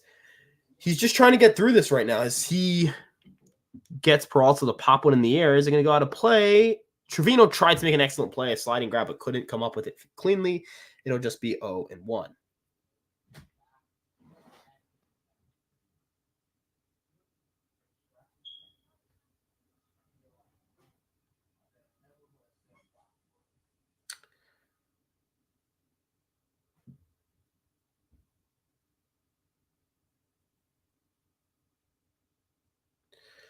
My feed no longer as good as it was about 20 minutes ago, as a little delayed here, but Schmidt up 0-1 in the count. Gets a swing and a miss on a curveball, 0-2 to Peralta. Peralta walked a walk in the second. Battled here, but yeah. Schmidt kicks, fires, fouled straight back. Cutter upstairs.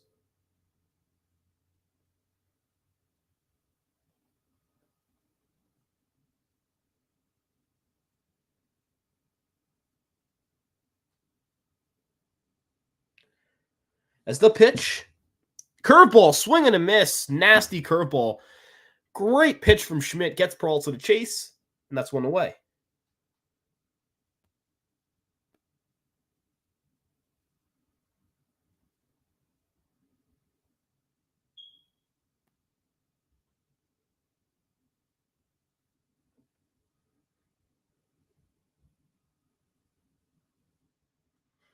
So Schmidt now facing Jackson Miller, who just came off making an incredible grab. Gets a swing and a miss on a cutter. Upstairs, 0-1. Again, Schmidt's been grinding through the start, so he's going to look for a try. He's kind of begging, I imagine, for some sort of a clean inning.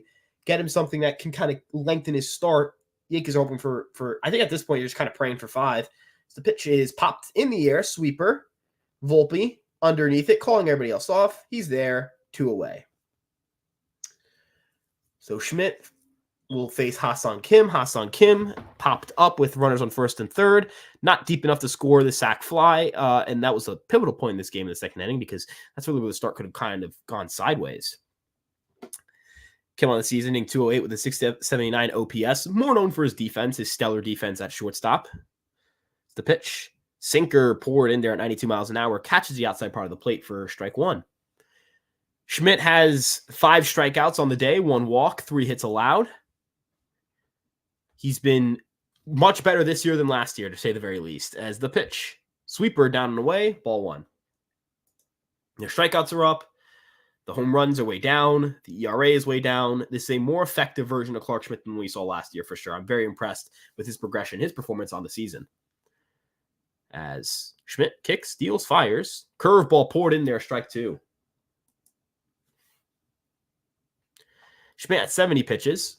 Looking to complete this 4th inning quickly and swiftly. Kind of get him a little more efficient after grinding a lot through those first 3 innings here in the bottom of the 4th. It'll be an 0-2 pitch. Kick, steals. Sweeper punched and fouled. Or curveball to be punched and fouled off by Kim. He offered at a pitch that in most situations ends up in a swing and miss. But there's one thing about Ha-Seong Kim that you cannot deny. Outside of the great plate discipline, he also has great great contact. So, yeah.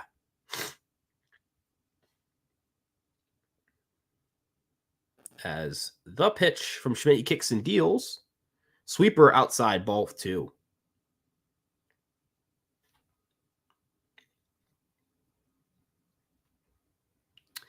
It's 2-2 here.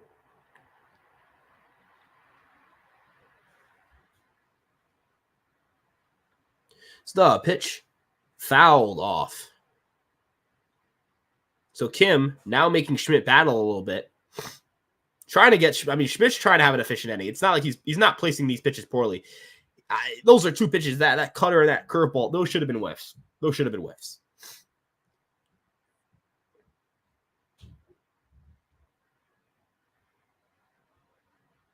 As the pitch fouled off.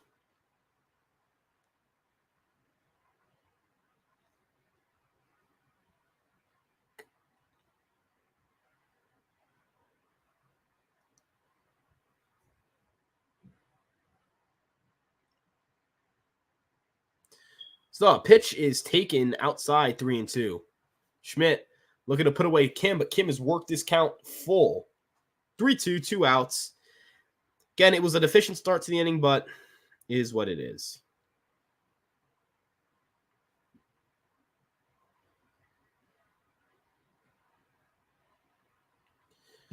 The 3-2. Missed, loses Kim. That's a tough way to lose Kim. Now he's got to deal with Kalagashioka, and now he's got to throw more pitches. It's just not what you want if you're Clark Schmidt.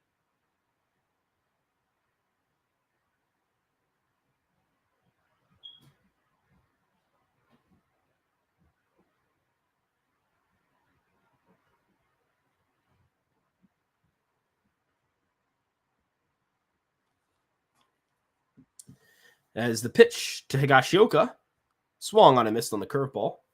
0-1.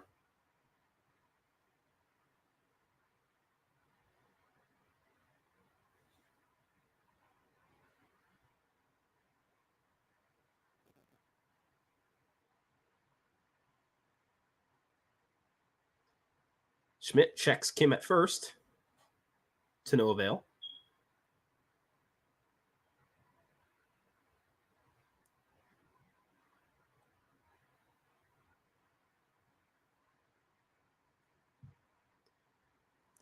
Schmidt looking to get out of this 0-1. 2 outs. Higashioka at the plate. Sweeper fouled off. Leaked that one over the heart of the plate as well. Schmidt at 78 pitches. This will be his 79th.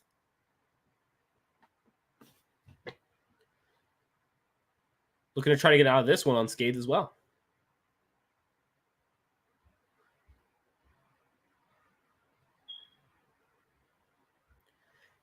The pitch. Trevino actually flashed for Schmidt to pick off, to go with the pickoff move. And Schmidt just fought. He was already kind of starting his motion. Interesting.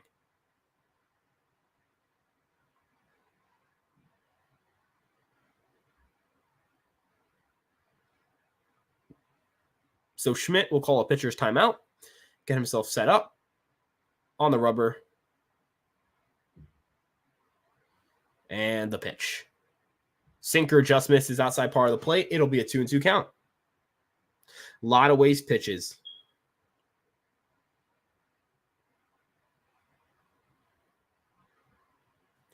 Higashioka, this will be the 81st pitch for Schmidt of the outing. Has not been efficient today, but he's grinded through it to his credit. Can he get through 4 scoreless is really the question.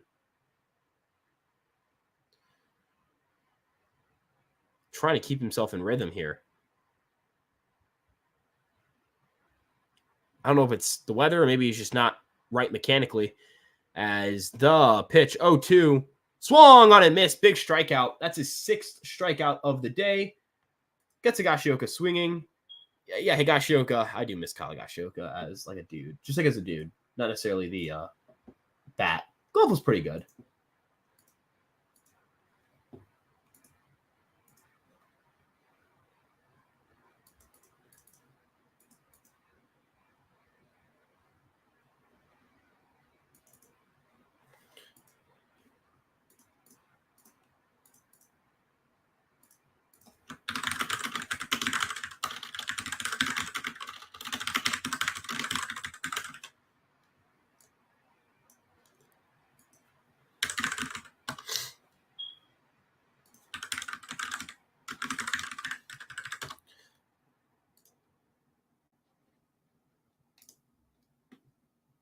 Definitely a big strikeout there for Schmidt, for sure. Like that's now his game plan is try to get through the top of the order one more time. I mean, it's been a grind. It has been a grind and a half for him.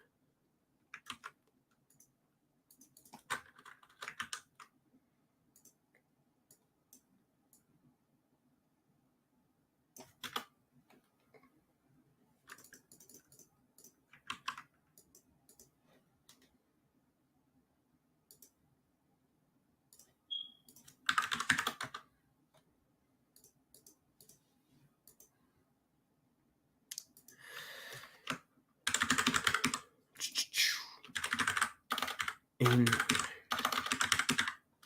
we have 244 people combined from the Twitter and YouTube here in the chat, which is great. Instagram.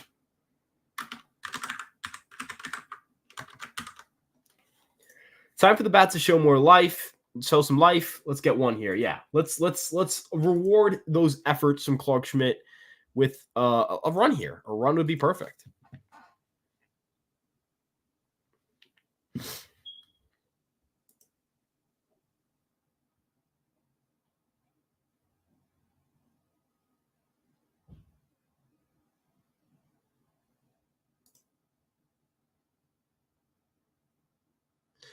That's pitches upstairs. Ball one.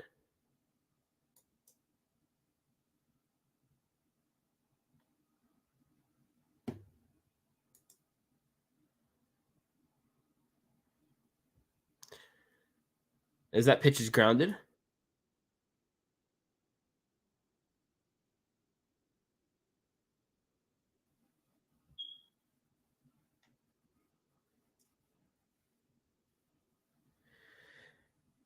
So Stanton here, 1-1 count from Musgrove, taken down and away, ball two.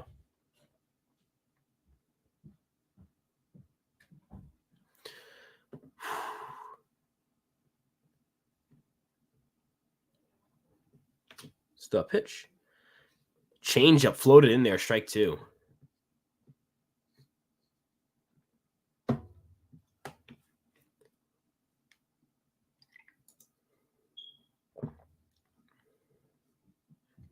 The pitch. Skied. Foul.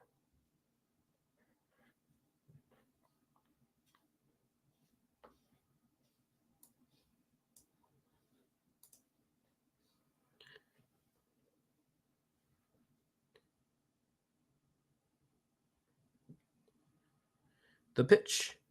Called strike three. Beautifully placed slide at back door. Kind of front door, excuse me. Just wow.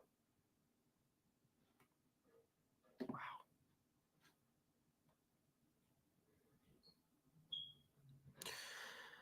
I mean, Musgrove's just painting him. Musgrove's just doing a job today. He really is.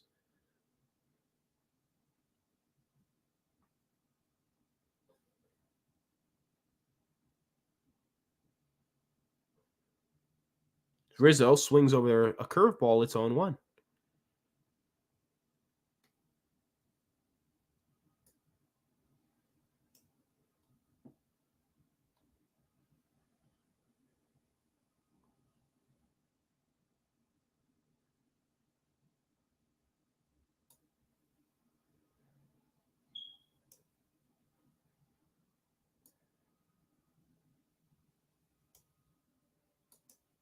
As the pitch is swung on and missed from Rizzo, it's 1-2.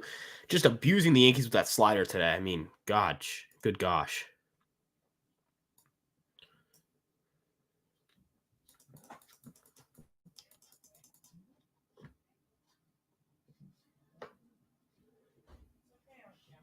So, yeah.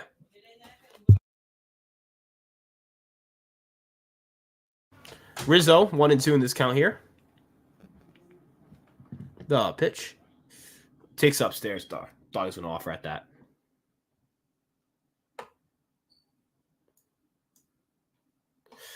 So, it's a 2-2 count. 1 out. Here to Anthony Rizzo. As that's lined right at Musgrove. Wow. Musgrove just right in his glove. Right into his glove. Them's just be the breaks. Them's just be the breaks, folks. Them's just be the breaks.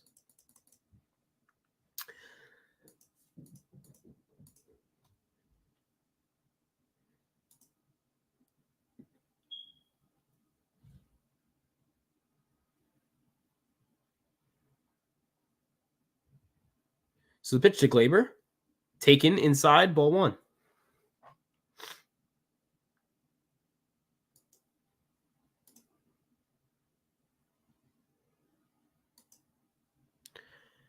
Pitch to Glaber. Called strike on a slider.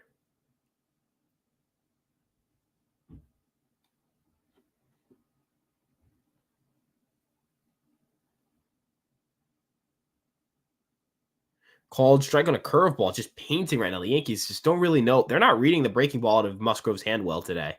They're just not.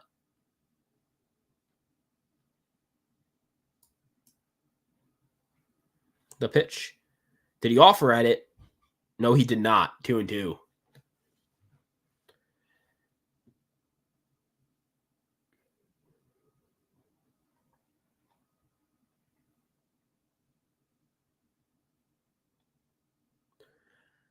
As the pitch taken outside.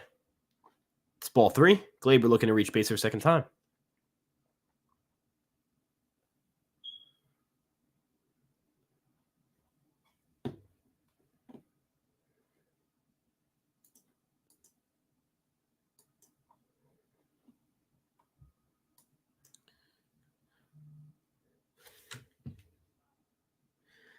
So 3-2, payoff pitch, 2 outs to Gleyber, and that's fouled off.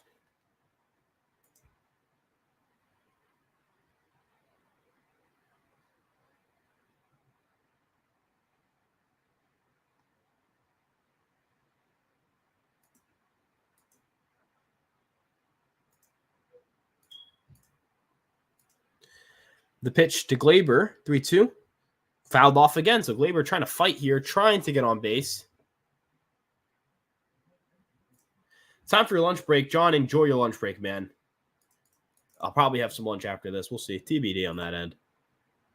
Or I guess dinner. I had lunch.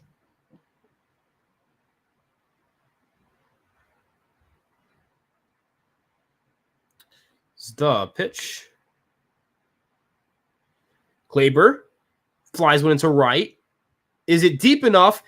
Tatis doesn't make the catch. Gleyber's going to get to second. So Gleyber has his second of the day. It's a double. Tatis tried to make a great running catch. Was not able to complete it. Tried to get kind of like that. Yeah, just wasn't able to make the catch. I mean, it's a tough play. Don't get me wrong. It's not an easy play. That ball just kept going. Looked like a chance maybe to leave the yard, but it'll end up being a double for the Yankees.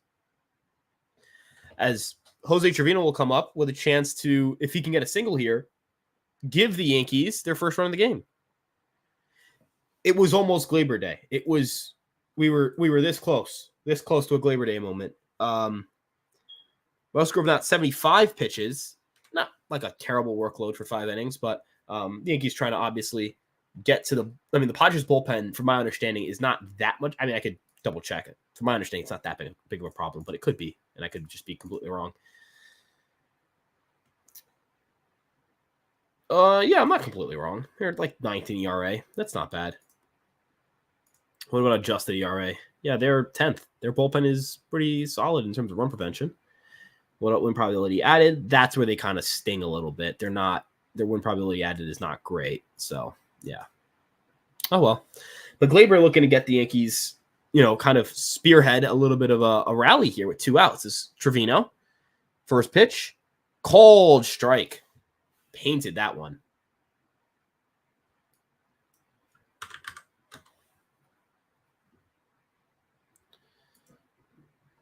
It's the pitch to Trevino. 0-1. Swings and chases a curveball inside. The count is now 0-2.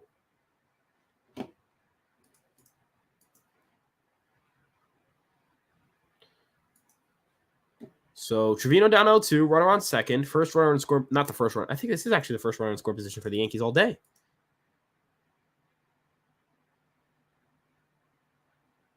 As he swings and misses at a curveball down in the dirt slider, and the Yankees unable to capitalize on the 2-out double from Gleyber.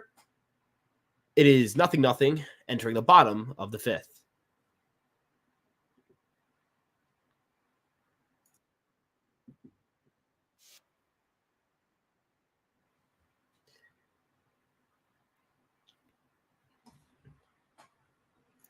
Is what it is.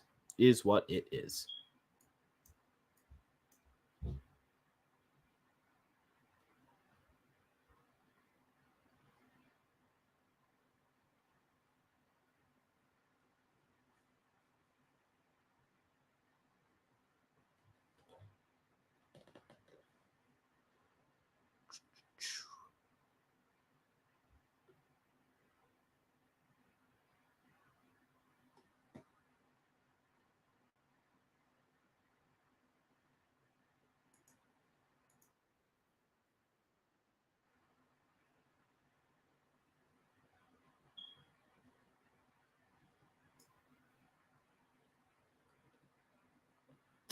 Right now, the Orioles are actually throwing a no-hitter against the White Sox. We'll see if they can complete that. I obviously hope they don't, but yeah.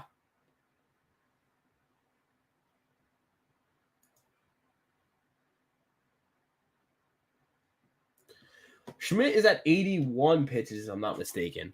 I could be severely mistaken. I am oftentimes very mistaken.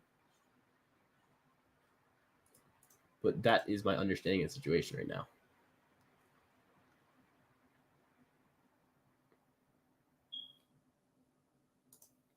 Astros putting on a beating on the Oakland A's right now. Oakland A's down 5-0. It's tied in Cleveland 2-2 as wait, that's just a replay. Miami tied with Diamondbacks 0-0, and the Phillies, I believe, have lost to the Rockies. So the Rockies take down the behemoth. I think they took the series. Did they get swept? No, they didn't. They got swept. They took the series, though, I think. So Clark, here in the bottom of the fifth, looking to continue to kind of grind here, has not been easy for him. It has been the opposite of easy for Clark Schmidt, who's at 81 pitches. So yes, this will be his 82nd pitch. He'll be facing the top of the lineup again. Luis Ariz stands in the plate and has a sweeper. So third time through has been awful for Schmidt, historically speaking. This is a chance to see if Schmidt can really give the Yankees the fifth inning here and give something they need. That's a swing and a miss on the cutter. How did Cleveland get so good? Their pitching has been surprisingly great. Their offense has mashed. They've mashed. So, yeah. So it's an 0-2 to Luis Ariz. Schmidt trying to keep the things rolling here. 0-2. Popped up. Schmidt, Volpe's there. 1 away. So a 3-pitch out. Kind of what he's looking for if you're Clark Schmidt. So, yeah.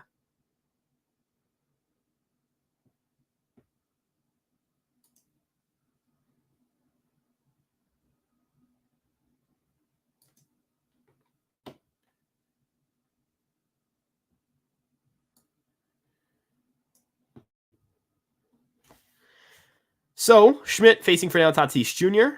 He hit him and also got him for a corner out, so he's 0 for 1 on the day. As that's a sinker inside. Misses in. 1-0.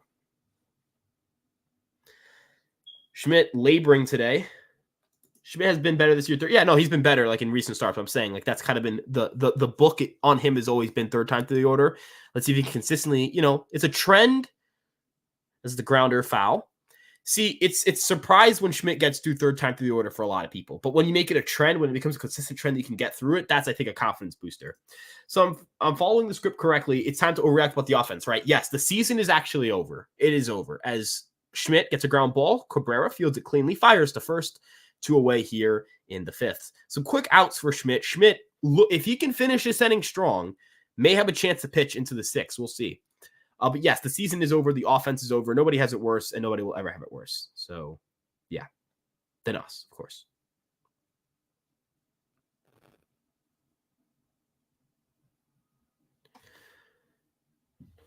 Yeah, for sure, man. I just want to clarify. The season is, in fact, over. As Profar takes one up and away. 1-0.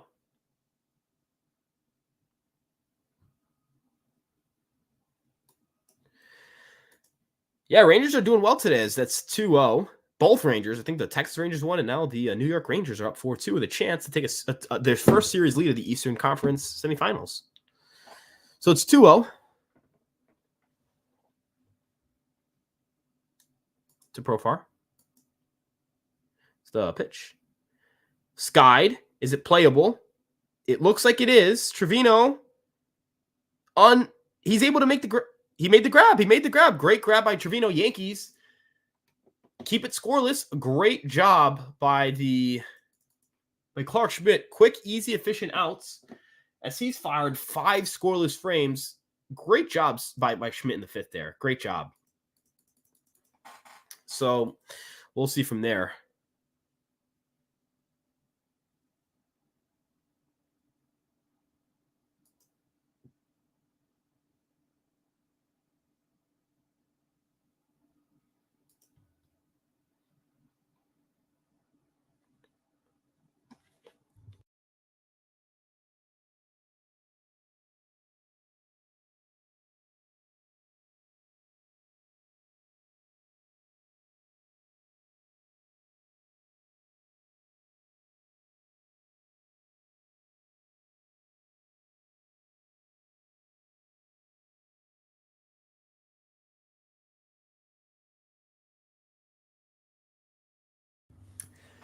So it's scoreless through 5. This has been certainly a pitcher's duel. Musgrove, 5 strikeouts through 5 innings with 4 hits allowed. Schmidt, 3 hits, 2 walks, 6 strikeouts. A little less efficient than Musgrove has been, but albeit the results have been the same. Yankees are looking to have a breakthrough here. This is a chance for them. You know, they're getting some good start. They're getting a good start here. Schmidt is keeping them in the game. You want to reward him fighting like this with a dub, like you just do. We'll see how that goes for them, though. Schmidt just having what a year Schmidt's having, right? What a year.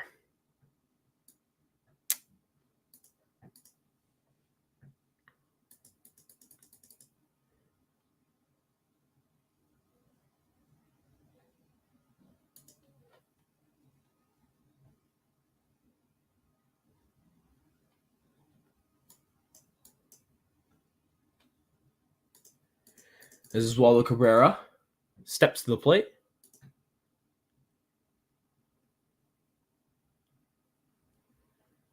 And he drives one into center, but right there is Merrill. So it'll be a line out, 1 pitch, 1 out, as it'll bring the top of the order up. And Anthony Volpe, who is looking to extend his hit streak, and that's starting to come into a little bit of danger. Very unfortunate there. That's a pretty decent piece of wood.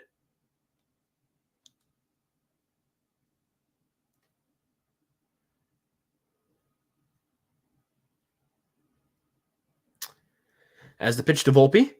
Line. And that's a 19-game hitting streak for Anthony Volpe. 19 games. Wow. Just what a stretch he's had, huh? He socks that into center field. Yankees have a base runner on for Juan Soto. The great one. The great one. As Juan Soto also looks to kind of, give the Yankees a little bit of a jolt here.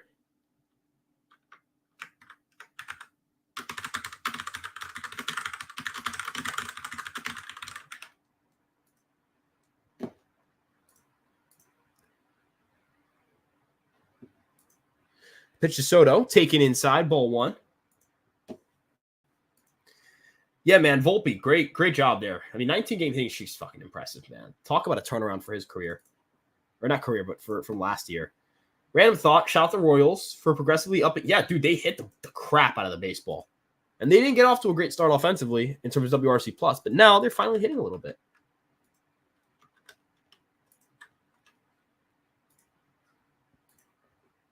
So they're getting the bullpen up. Both Jeremiah Estrada and old friend Wani Peralta are up. Jeremiah Estrada has been great.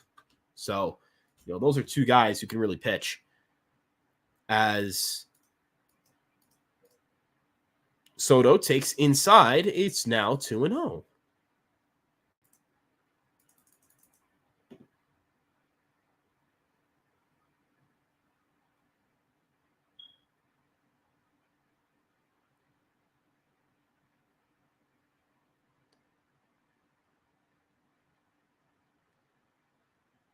As that swung on and missed slider, you could tell Soto what he was trying to do there. And that was give the Yankees a 2-0 lead.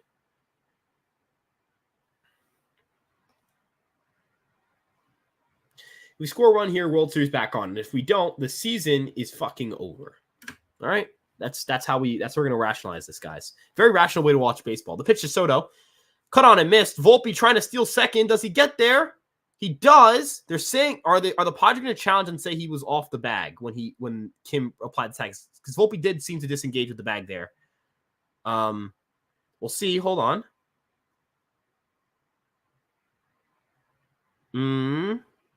We'll see. Soto, by the way, swung and missed at that, so it's 2-2.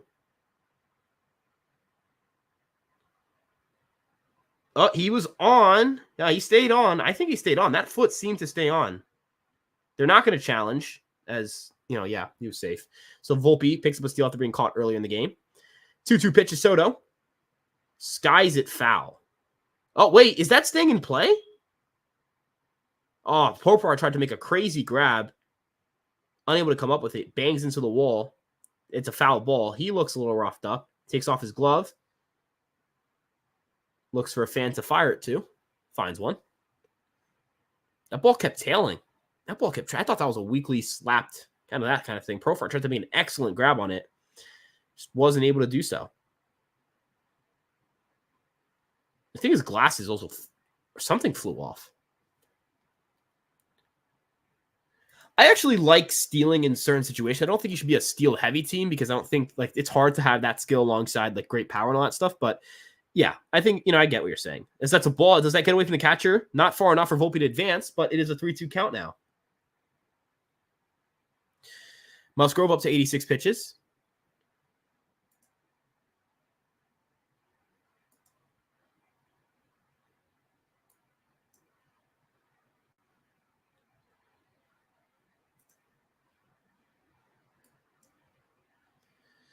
So the pitch to Soto, 3-2. Launched into right field, but Tatis is on the way. He can't make the catch. Volpe's going to round third. He'll score. Soto onto second. And the Yankees have picked up an RBI double from off the bat of Juan Soto. The Yankees now have a 1-0 lead. As Tatis unable to come with what would have been a great play. Like it's not like he's unable to complete the play. He was unable to complete what was would have been a phenomenal catch. One of the best catches, highlight reel catch. Soto laced that ball 103 miles an hour. The Yankees are now on the board and they've captured a lead, and there's a running in score position for their captain, Aaron Judge. So opportunity to make it a multiple run inning here. We'll see if the Yankees can capitalize.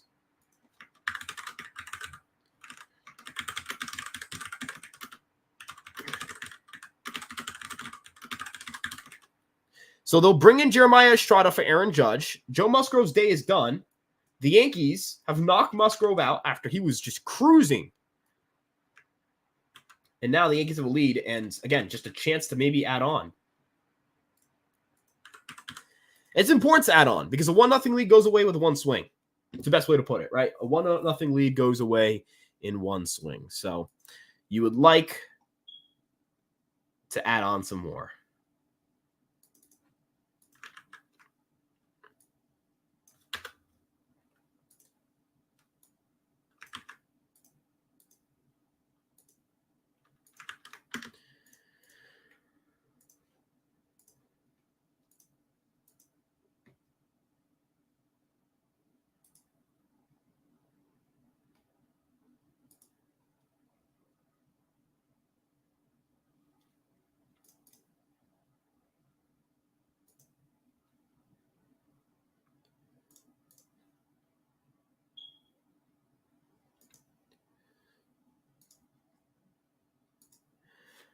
World Series is back on. The World Series is finally back on. It would have been so fucking over had we not scored there.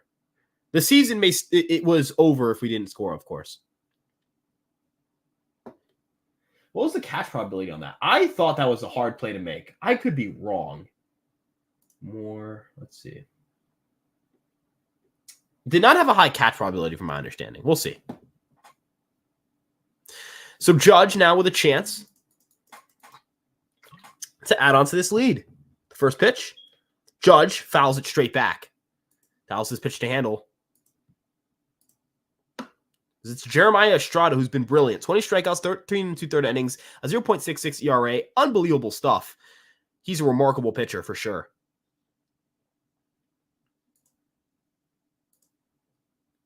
As the pitch to Judge fouls a splitter off. Let's go, Captain. Let's get the ball rolling, Cap. Here you go, Cap. It's a really good strategy. Yeah, they should let Soto face. The Yankees should simply. I think a great strategy is to score runs. I think that works for a great strategy. I think the game plan should be to score more runs than the other team. I think if you do that, you can win games. That's my opinion. It's the pitch from Estrada to Judge. Swung on and missed. Beat him at 97 up in the zone. So it'll be up to Alex Verdugo to try and deliver here.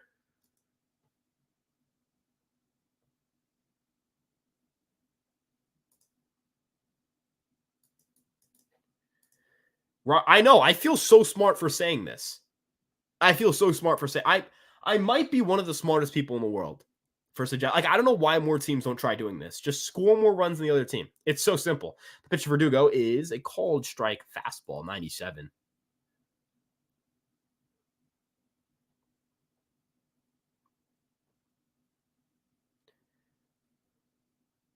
The pitch, 0-1 to Verdugo. Estrada waits, kicks, fires. Called strike, fastball at the knees. Beautifully painted. If you guys don't know, Estrada's stuff is ridiculous. Estrada throws high ride fastball. So the fastball through the judge, 20.2 inches of induced vertical break, which is elite. It's elite vertical movement. It's got that riding action, and it's at 97. That's just not a pitch you can really do anything with. As Verdugo swings and misses at 98, Estrada just annihilates the Yankees there. Is that not a strikeout? Did he not strike out? Well, he's going to strike. I'm so confused.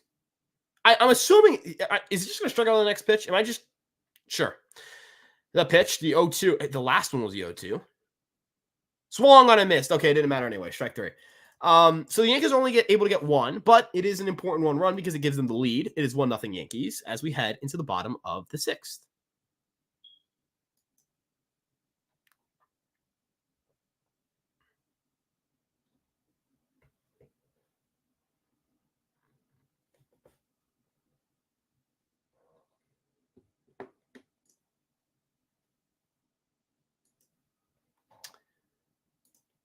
So far for the Yankees, that double is, a huge momentum swing. That stolen base from Volpe becomes even more important now that he got that double, although I think he would have scored regardless. But again, we don't want to assume anything.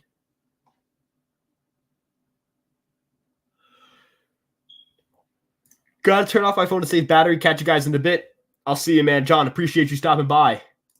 We need more scrappy, pesky, blue-collar contact hitters or whatever boomers say. We need to just – I say like Aaron Judge, he strikes out and hits too many home runs. It's selfish. It is.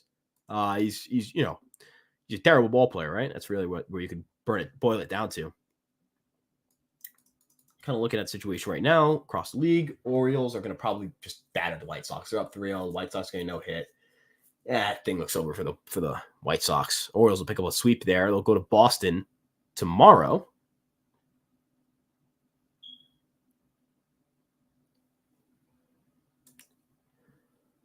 Astros, bases loaded, up 5-1. Looks like they're just going to batter the Oakland A's. Miami Marlins and Diamondbacks locked in a 0-0 battle as it's 2 on and 1 out with Kevin Ginkel on the mound. So a little bit of a sticky situation there for the Diamondbacks as we're back with the Yankees. Yankees are back.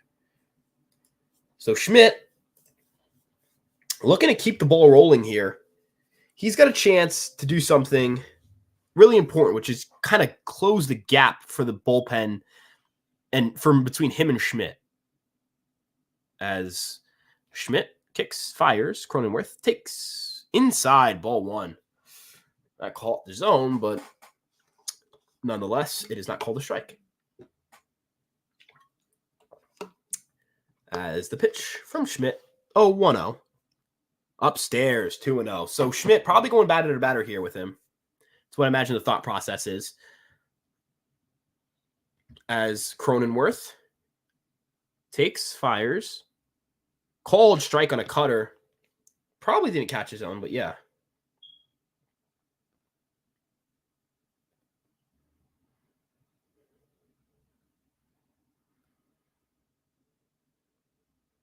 The pitch from Schmidt is grounded foul.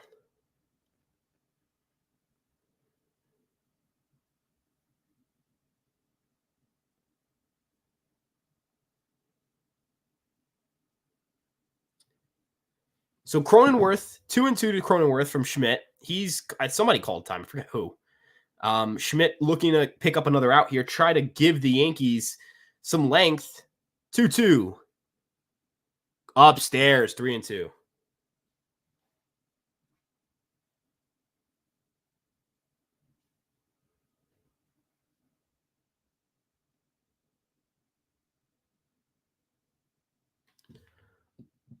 As he grounds it, but Glaber unable to come up with it cleanly. And that'll go through.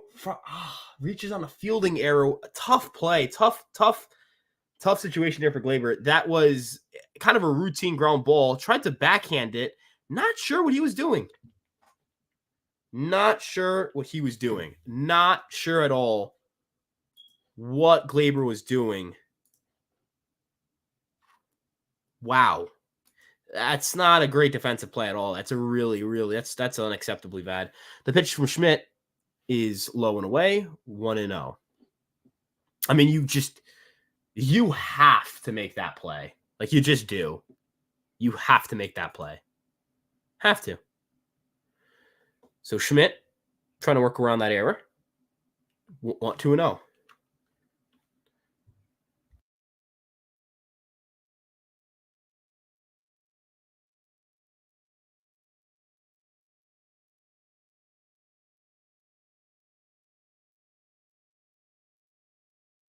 A little bit of a mound visit here. Rizzo called one to try to calm Schmidt down, but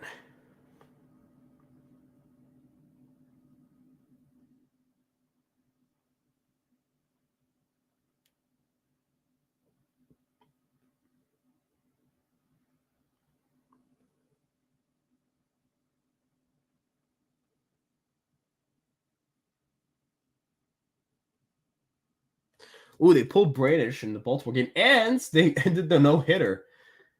Huh. Literally, like, first batter after no-hitter is a home run. That's incredible.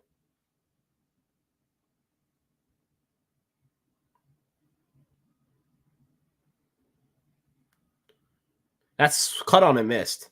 Machado going for the go-ahead swing there.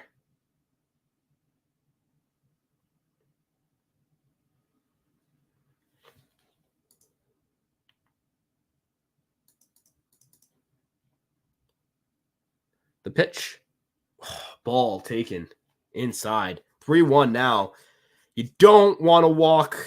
You do not want to walk a guy here. You can't lose much. You got to go after him, but that's a tough predicament because Machado is a dangerous hitter, so Schmidt in a weird spot here. It's the 3-1. Up and away. That's ball 4. So now Boone will go to his bullpen. Schmidt at 101 pitches. Not able. I mean, he should have gotten the first out. It should be 1 out, but just Gonzalez will come in. That will be the last out for Schmidt. I mean, that will be the last batter Schmidt faces. He goes 5 scoreless, but he's responsible for the 2 runners. One of them, I think, can score, and it will only be 1 earned run. So I think he's only that kind of thing where it's like he can only allow 1 more run earned. But both of those runs will be charged to him, if that makes sense. So, yeah.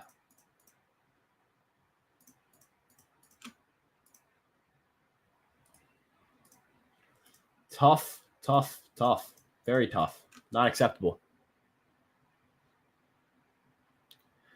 Gonzalez will come in. The Yankees will try to get out of this thing. Really, they're going to try to get out of this thing.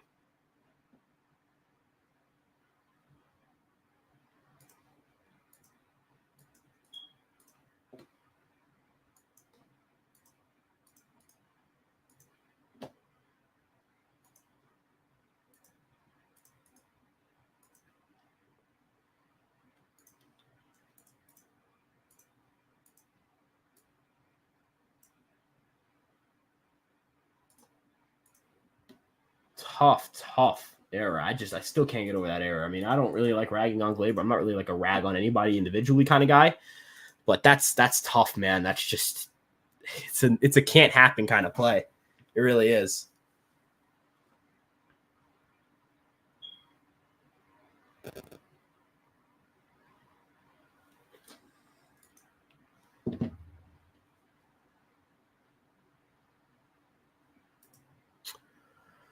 So Caleb Ferguson, Victor Gonzalez will be tasked with trying to get out of a jam here and preserve the Yankees lead after in the previous inning they worked diligently to get their first run of the game. A little bit of a tough predicament for the Yankees, but we'll have to do with it. They'll have to just gut it out. We'll see. They've gotten out of jams before. Can they get out of one more is really the question.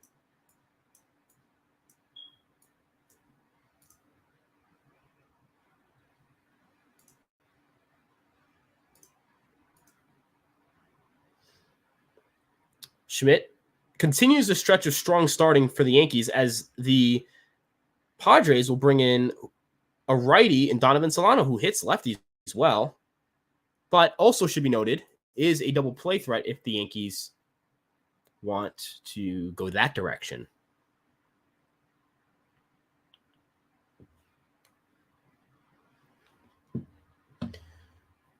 So Solano hitting 308 on the season. Victor Gonzalez hoping to get a ground ball here. The pitch is off the plate. Don't want to walk another guy. Do not want to load the bases with no one out. You would like to get an out here. It's Gonzalez. The left-hander hoping. He's struggled with walks this year. Command has been an issue. He's very familiar with his opponent, though. Gets a called strike on the sinker. Very familiar with his opponent. He's pitched with the Dodgers for a very long time before this. So, by a very long time, in a couple of years. But he was a long-time Dodger before this, drafted and developed by the organization. So, lots of matchups with San Diego in his career. Hoping to come out on top on this one. The pitch.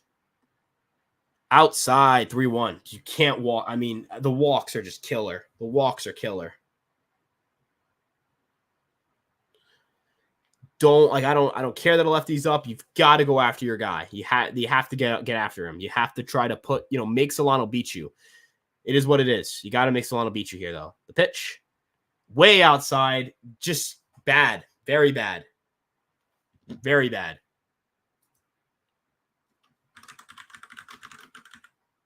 Just very bad.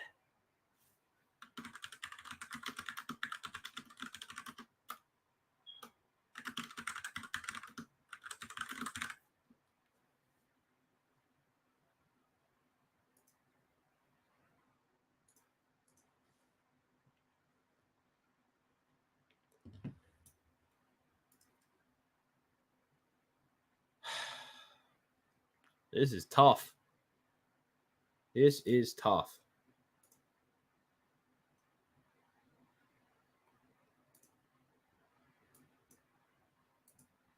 Santana's up. I mean, they just got nobody to go to.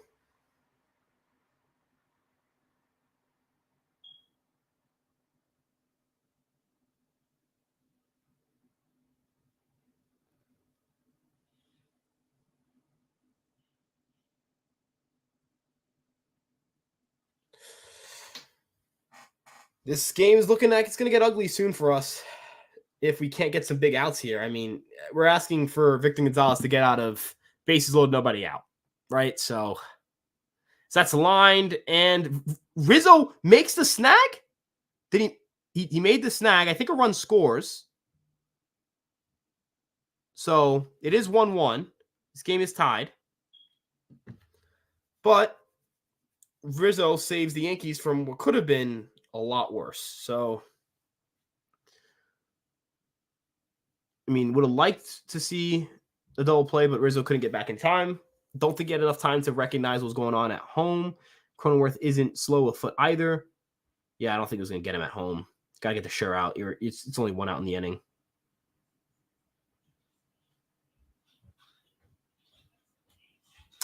That's where walks kill you, man. You cannot walk two guys in an inning after an error. But the error, that error's killer. That error is killer, man. That error is truly killer.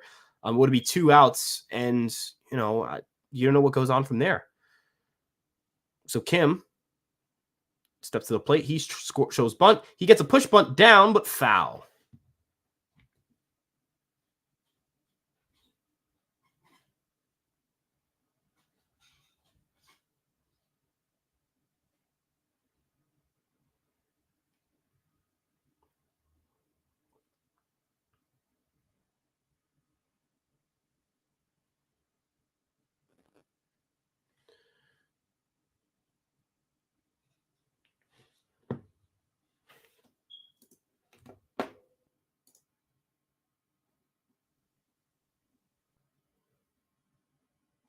So Hassan Kim, it's an 0-1 count. 1 out. Gonzalez kicks, fires. He scores bunts again. He shows bunt, gets this one down. Not going to get it. Rizzo mishandles it, unable to do anything there. It'll be first and second. A run scores. The Padres take a 2-1 lead, their first lead of the series, as Rizzo mishandles the ball he charged in for. Tough play, not an easy play, but the infield defense has kind of let the Yankees get down in this inning. It's a very just not a great play. Yeah. Yeah.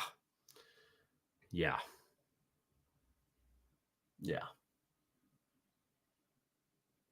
Right? Is what it is. Yeah, Rizzo should have made that play. That's a play that's got to get made. You got to get the throw off. Yeah. Tough play, but it's a play you got to get off at least. Got to at least get the throw off. As Campusano squibs one, foul.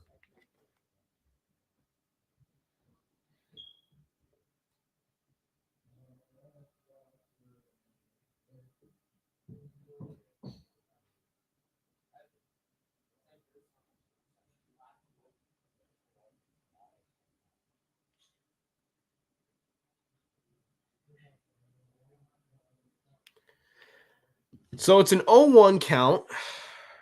Campusano at the plate, pinch hitting for Higashioka. Sees Skies one into right. Judge is there. It's playable. Deep enough probably to get the runner from second to tag because he's very fast, that being Kim. As not Kim. I think that was Merrill. Yeah, correct. It is Merrill. So it's 2 away with Luis Ariz up. Yankees trying to limit the damage to 2 runs.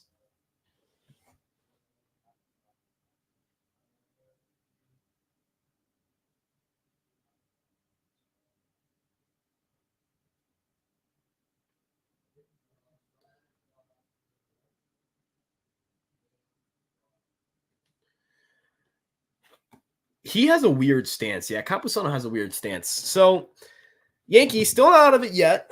2 outs. I mean, you could have reasonably said the Yankees would have gotten out of this inning with maybe just 1 run allowed or no runs allowed had Gleyber made that first play. This inning would be over if Rizzo made the second play. That's down and away. Ball 1. Is what it is.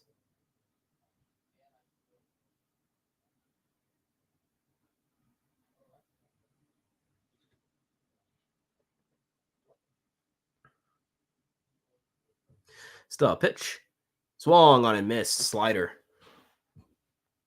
1-1. So the Yankee offense will try to have to get things going for them in the top of the 7th. Still some time to get some runs in. We'll see.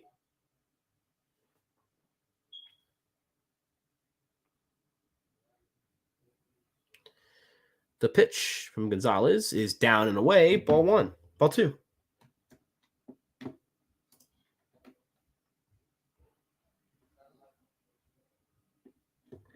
Schmidt's line is finished, by the way, is completed. 5 innings, 1 earned run, 2 runs total, 3 walks, 6 strikeouts.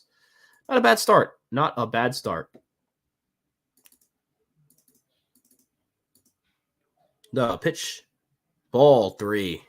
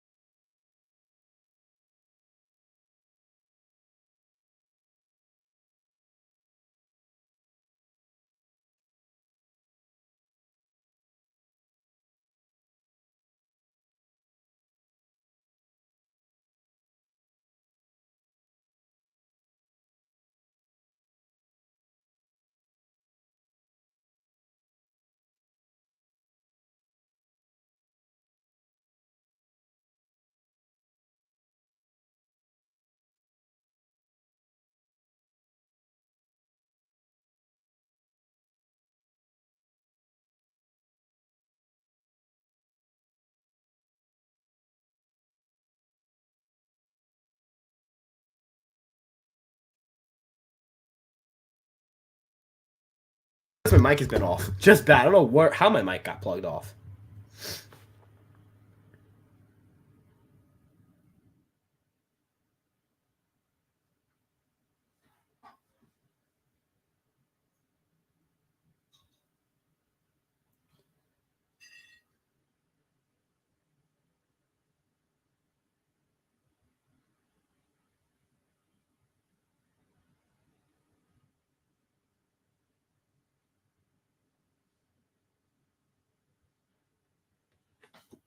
No, I wasn't, dude. I straight up, I don't know how my mic got unplugged, but just brutal, man. Just the infield defense, brutal, brutal.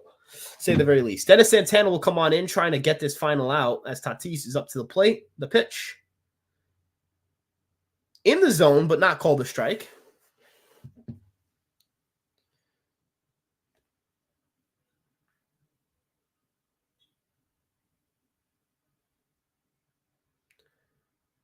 As the pitch to from Santana. Not offered at slider 2-0.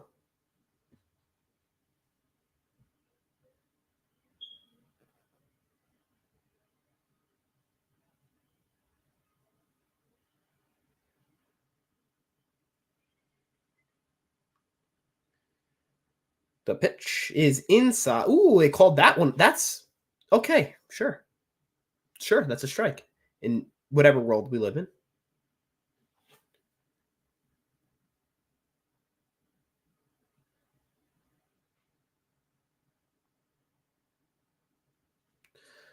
The pitch to Santana. 3-1. I mean, you have to throw strikes. You have. Like, I know it's easy. It's a lot as easy as just throwing strikes, but you have to throw strikes. You just have to throw strikes. You can't not throw strikes. You have to throw strikes. Swung on a missed. Strike 2.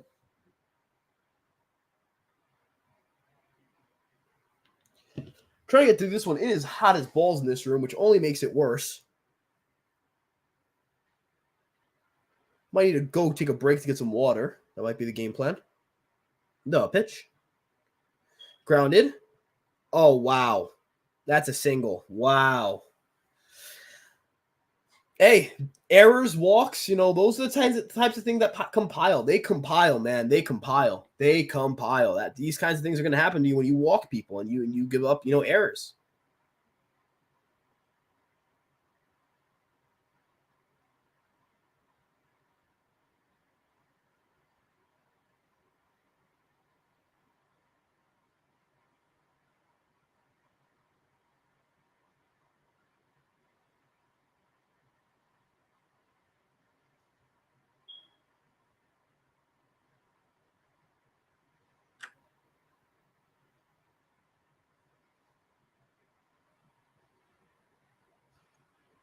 Called strike there.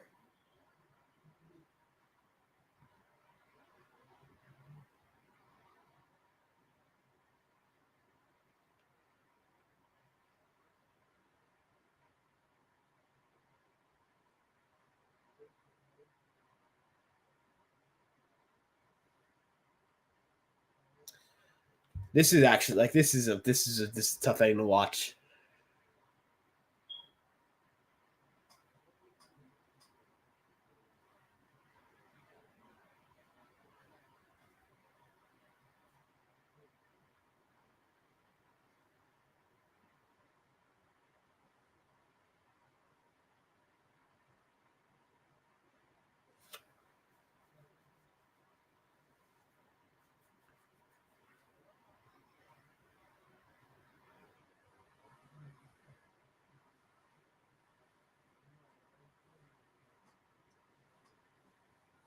Tough for Schmidt to watch too. Yeah, I mean the guy was in line for a win, and really it was that error from Glaber that really killed him there. It really it did him in.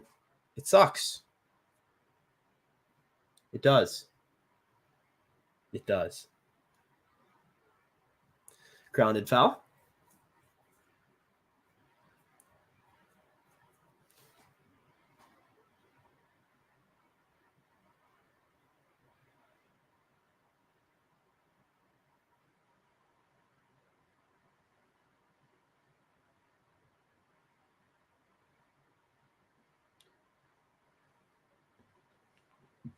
2-2 count. Profar calls time. 4-1 deficit's tough because the back end of this Padres bullpen is good. They've got Estrada, they've got Suarez. Estrada obviously still in the game. I don't know if he'll pitch the next inning, but Suarez has been one of the best relievers in all of baseball. Probably, I mean, he's damn good. He could win NL reliever of the year.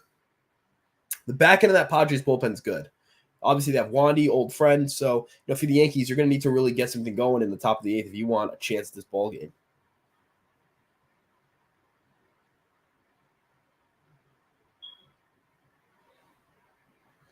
That's fouled off by Profar.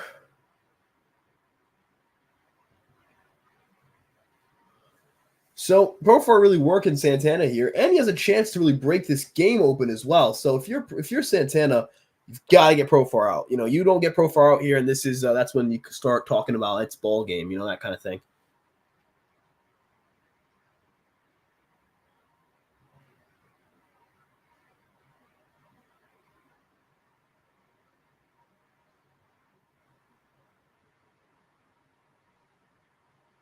It's a balk. Just one of those games. Yeah, I mean, look, they've been playing a lot in a row. They've played some good baseballs of late. Right? It's just tough. It kind of happens thing. You're just kind of like, oh well. It's kind of how I feel the loss.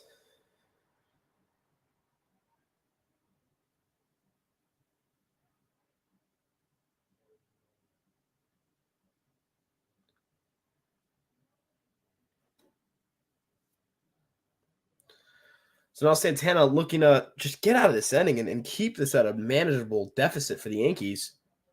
The pitch. Fouled straight back.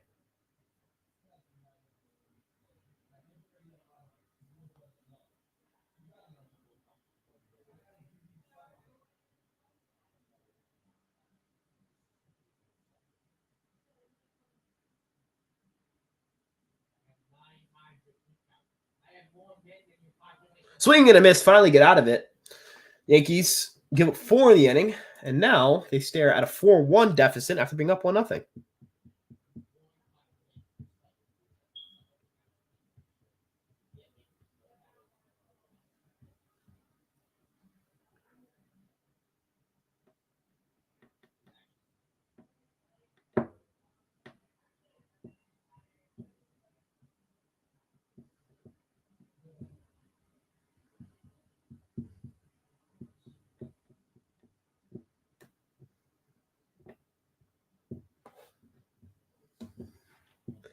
Just a brutal situation, Brutal inning.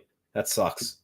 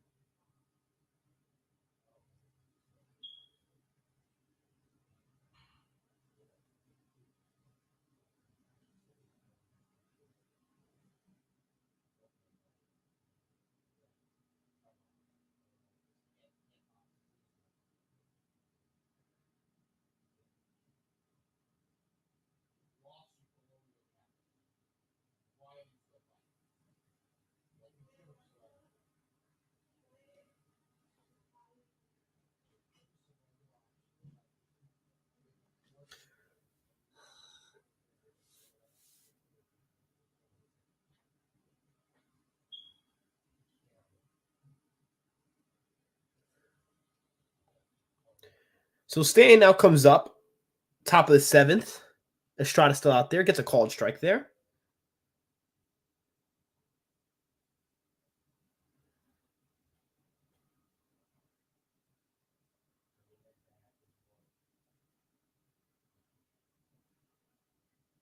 Outside, ball one.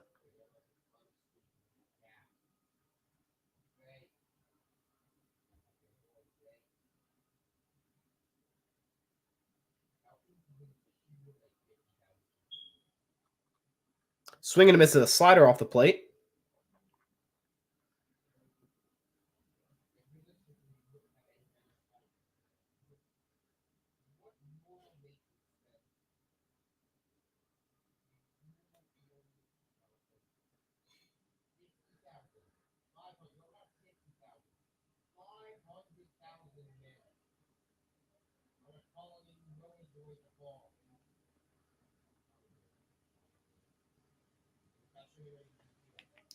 The pitch from Stanton is swung on a miss, just eviscerated him with a 98-mile-per-hour fastball.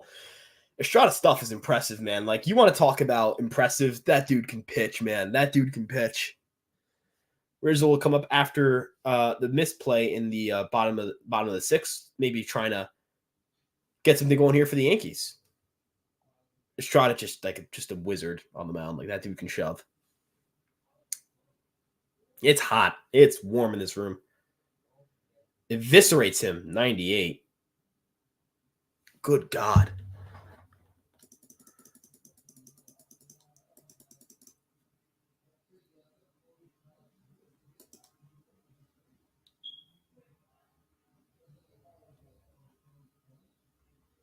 Rizzo fouls that one off.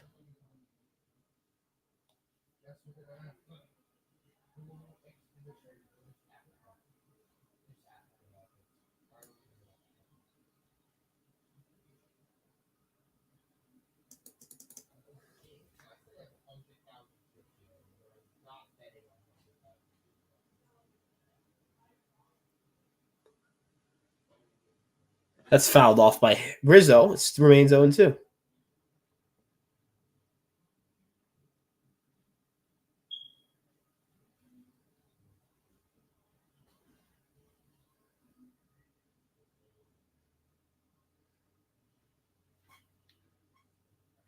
Rizzo down 0-2. Takes it up and away. 1-2.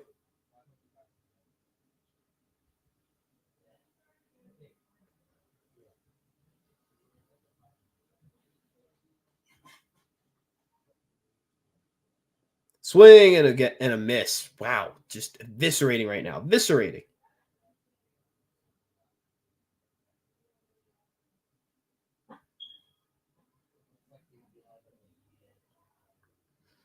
Who's the name that Yankee? Left after 09.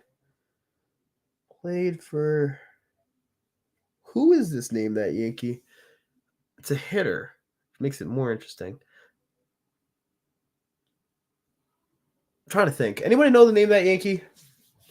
It's not in the infield. It's not at the catching position. Maybe? Is it Molina? No. It might be Molina. No, 106 home runs seems like a lot for a backup catcher, man. I don't think that's Molina. Gotta be like a depth outfielder. It's the pitch. Glaber fouls that one back. It's 1-2.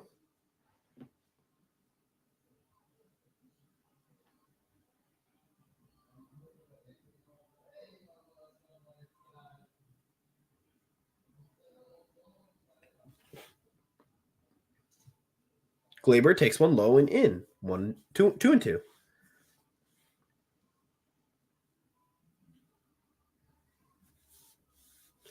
I stick at name that Yankee too. I'm not even thinking. This weather, I don't know. The heat in this room is killing me. My brain is fried. The pitch to Glaber, 2-2. Slaps that one foul. Straight back to the screen.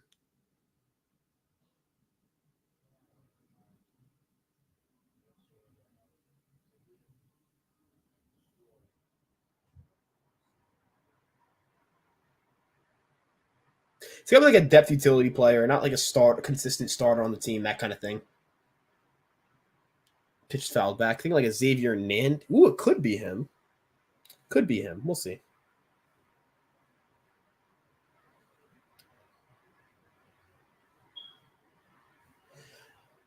The heat in this room is killing me. Like I can't, there's nothing I can do. The pitch 2-2 misses down and away 3-2.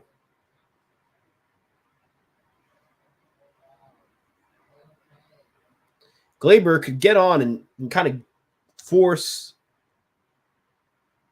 the Padres to go to somebody else, and that'd be kind of nice. Maybe get some runs. We'll see. I don't know. I don't think so. Pitch fouled off. Glaber trying to spoil it here.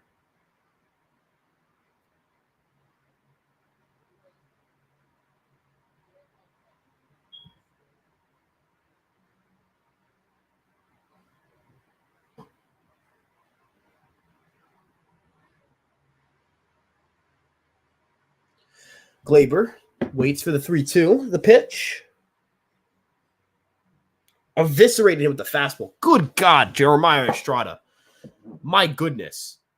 Just kind of bullied. He struck out. Did he just strike out 5 straight batters? Has he just struck out 5 of the 5 batters he just faced? Good God, man.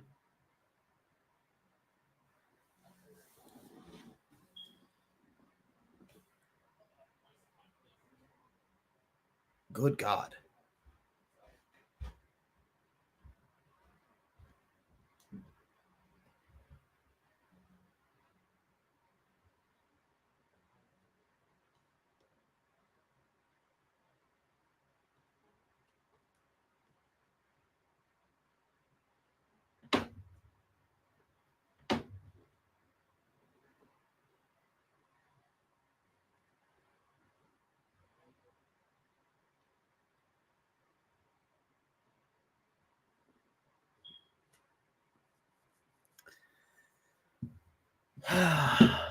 Oh, what's good with it? Hello, Daniel. How's it going? Hope you're doing well. Hope you're having a good afternoon. Even though the Yankees are losing, it is what it is. Life moves on.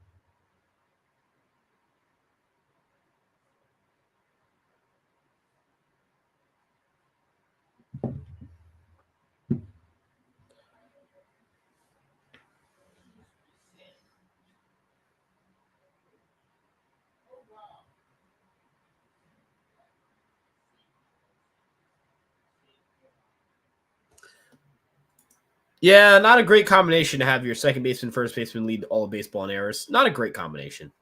Not a great combination. I think the thing is for the Yankees, they need, like, if they're going to allow a lot of contact, that's fine, but you need to have a great infield defense. You have to.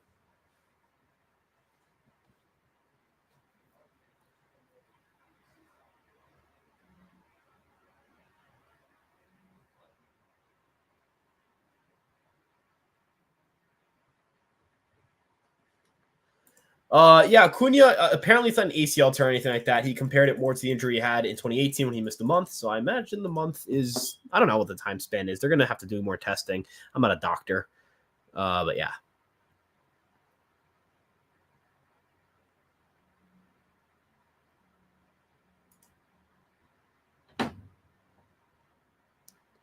Disaster defensively. Yeah, he's been bad. He's been rough. Yeah, he's been rough. He's not been good. He's been rough this season. It's been a rough year.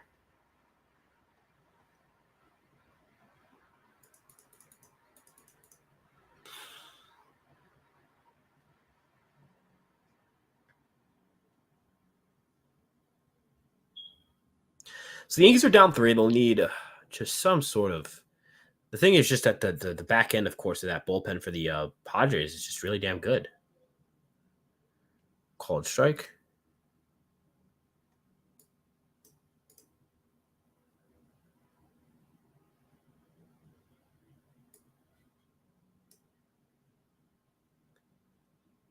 It's the pitch. Grounded, through for a base hit. Ferguson allows a leadoff double to Cronenworth as Machado will come up, and Padres are set up to score again.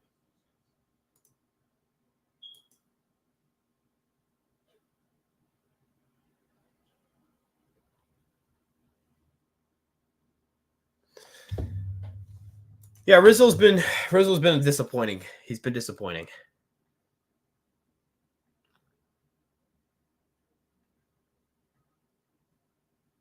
It's been disappointing today, for sure. Not today, this year, excuse me. Although, yes, he has been disappointing today. Ferguson, after allowing the leadoff double to Cronenworth, will set fire outside ball one.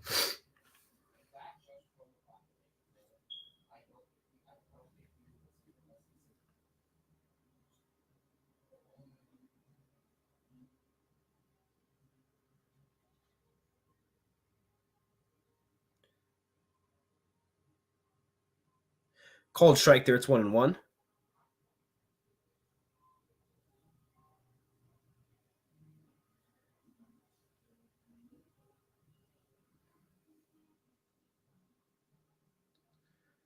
Machado fouls that back. It's 1-2.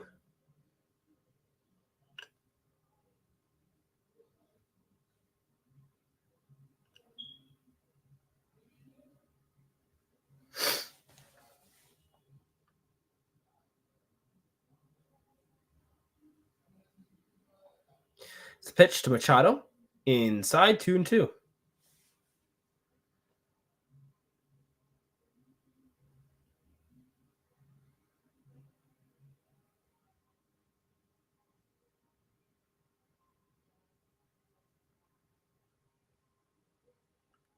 Lined. Fair. That's an RBI double. Ferguson will allow a run. Ferguson's been bad this year. That's kind of just the thing that's going on. With how hot it is in this room, I don't know how long I'm going to keep this stream going. This rather stinks. This room, I might have to open a window or something. It's just so hot in this room. I'm going to try to open a window. It's scorching. And I might get some water. So we'll be back. Some water. That might be the two things we do. Yeah.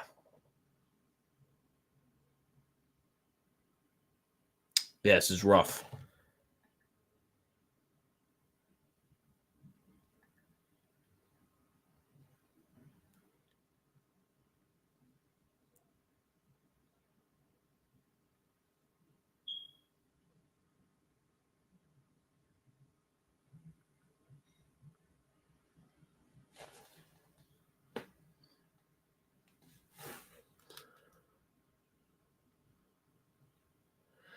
Yeah, the bullpen's been rough. I agree. The bullpen's not as good as the number suggests because it's not as deep.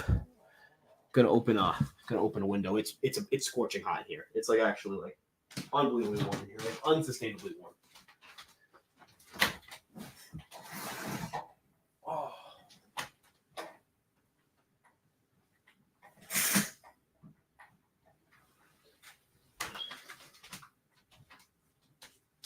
Completely missing what's going on in the game now.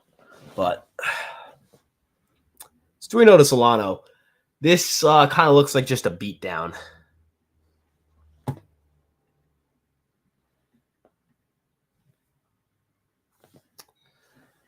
All right.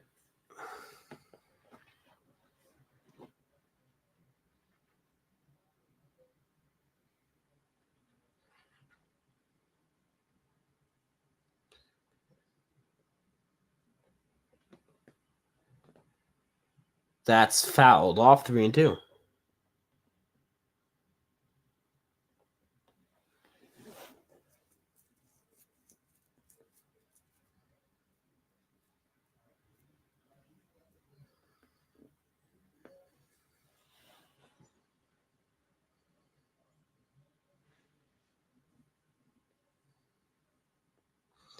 Three and two.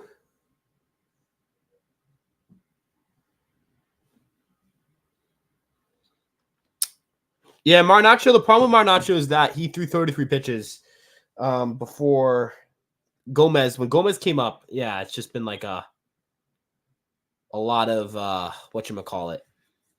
It was just poor timing. He had thrown 33 pitches the day before Birdie got hurt.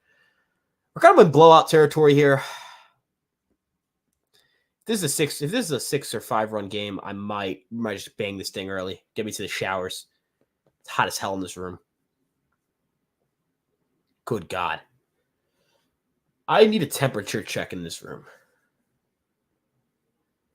And that's a called strike.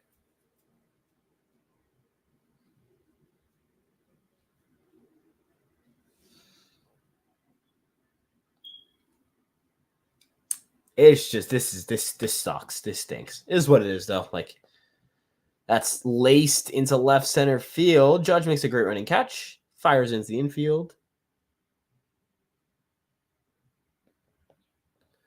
There's one away.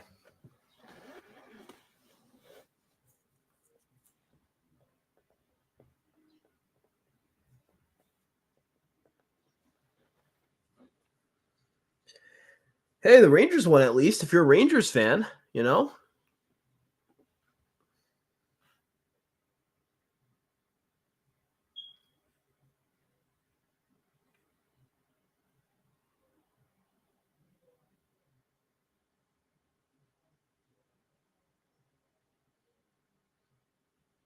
I think Verizon came out, yeah, so just rough.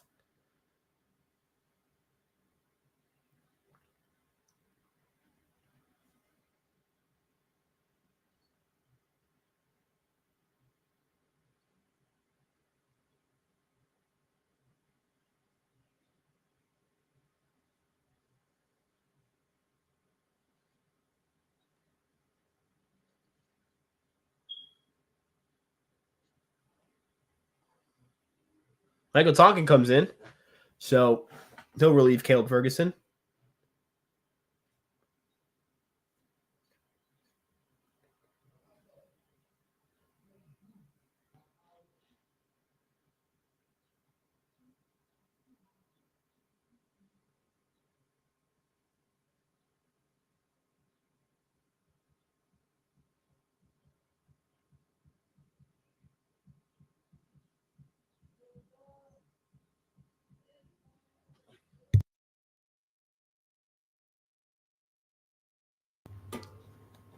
I don't know if the Dodgers are necessarily in position to need to fire Roberts. They are going to probably win the division pretty handedly, and then they'll probably go. We'll see how the postseason goes.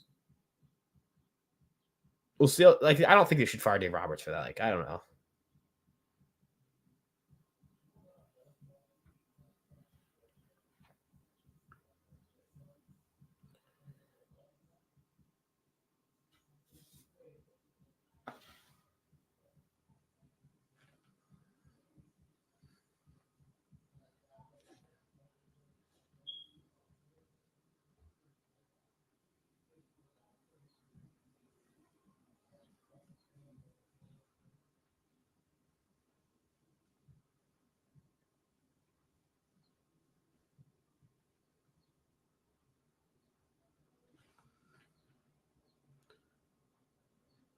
I'm seeing some questions. Let me see if I can read this one. What do you see the Yankees' biggest threat to the Yankees? What do you see the biggest threat to the Yankees come playoff time? AL, Baltimore. Baltimore, of course, is the biggest immediate threat. Biggest immediate threat is Baltimore. I'd say Braves, Dodgers, Phillies right after. Like those are the NL teams, so they're not immediate threats to you. But I consider that 5-team group to be the 5 best teams in baseball pretty handedly. Cleveland, I mean, I don't know. I know they have a better record than a lot of the teams just mentioned, but I think still.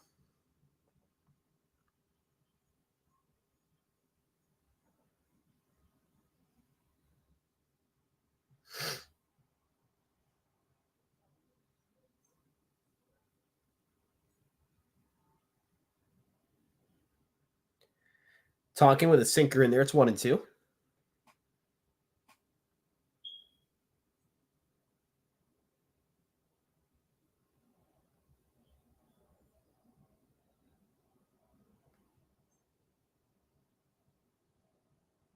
As that's bounced, Trevino just saved it from being second and third.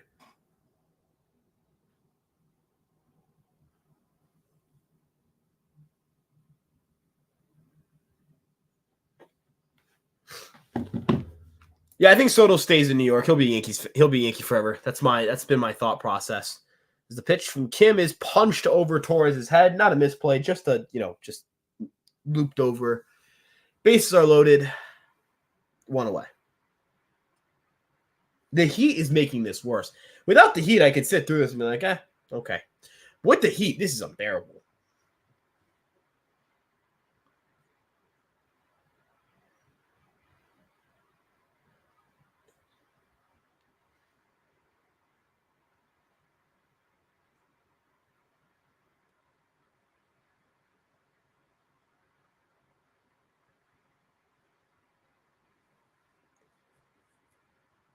So Tonkin, facing Campusano, takes low and away.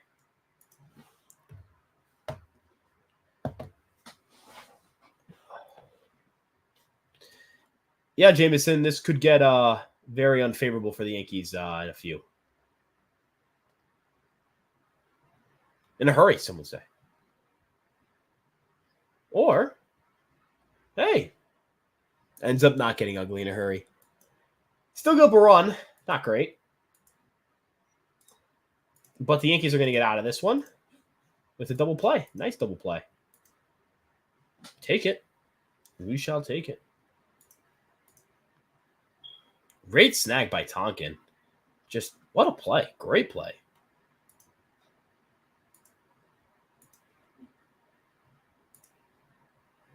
Can't hate. Can't hate.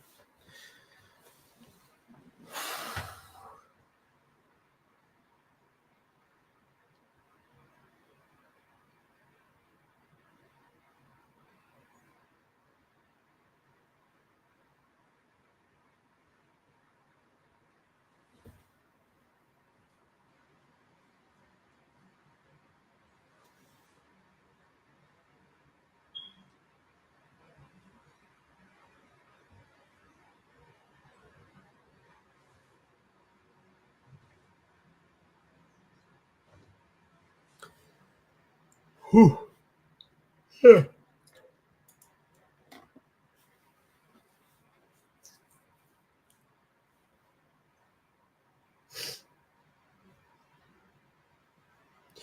So going to the top of the eighth, facing old friend, Mr. Wani Peralta. As the Yankees will try to, put together a little bit of a rally. And I will throw my yes game on my computer instead of on my laptop. Because I can. Have some water here. It's kind of my last source of fluid. I'm just going to twist this off at this point.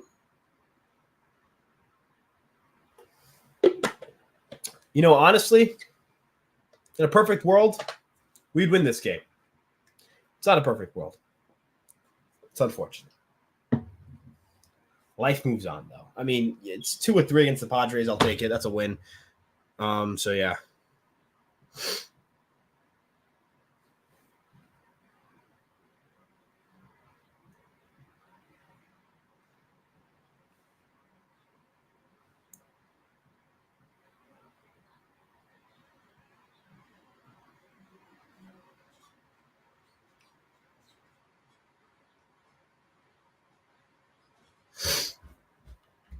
So it'll be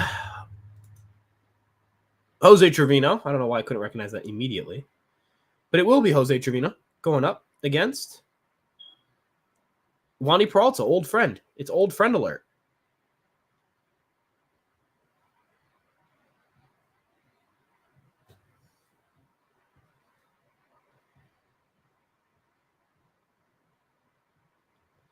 Inside. Oh, that's called strike.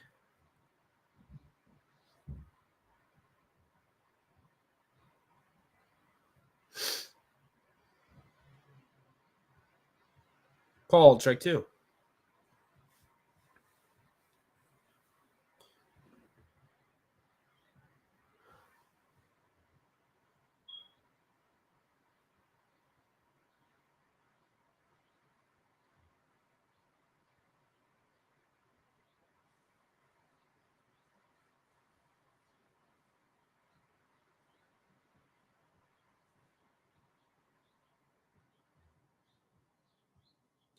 Trevino fights that off. It remains 1-2.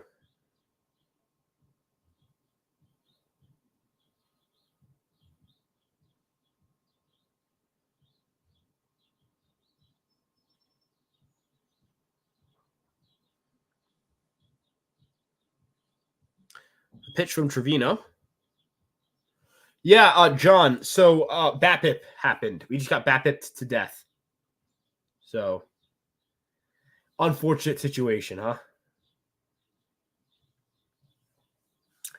Some error by Glaber, and error by Rizzo. Not an error, but a defensive misplay by Rizzo. So he takes 2-2. And then in the bottom of the fifth, the Yankees were unable to. The Yankees gave up another run because Ferguson came in and gave up 2 doubles in a row. And yeah, that's really where we're at right now.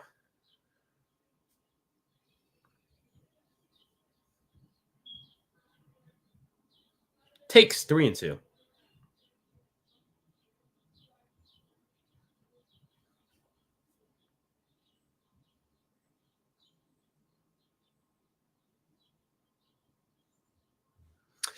So the 3-2, the payoff to Jose Trevino.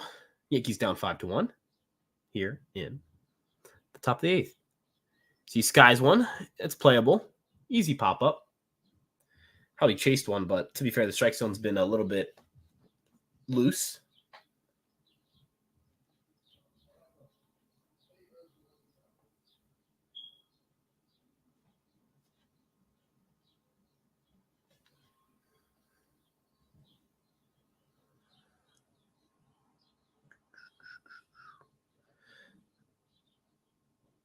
So Oswaldo Cabrera will come in and he laces one, but that's right to Merrill. Kind of like the last at bat.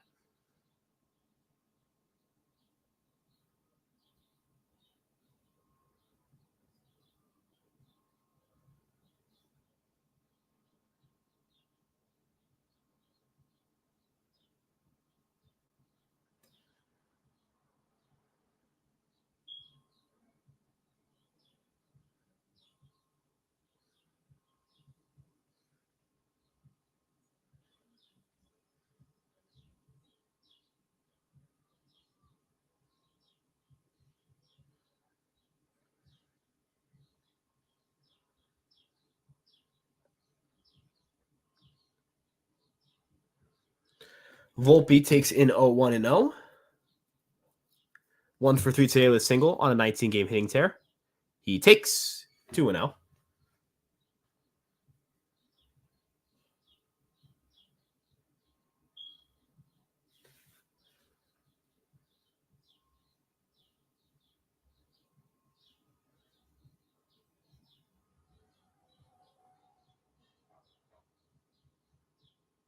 Takes upstairs 3-0.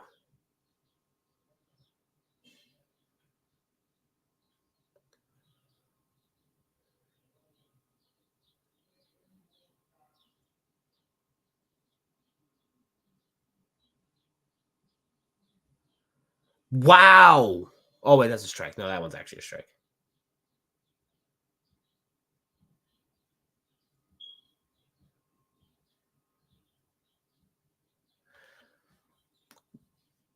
Pitch to Volpe. Fouled straight back. 3-2.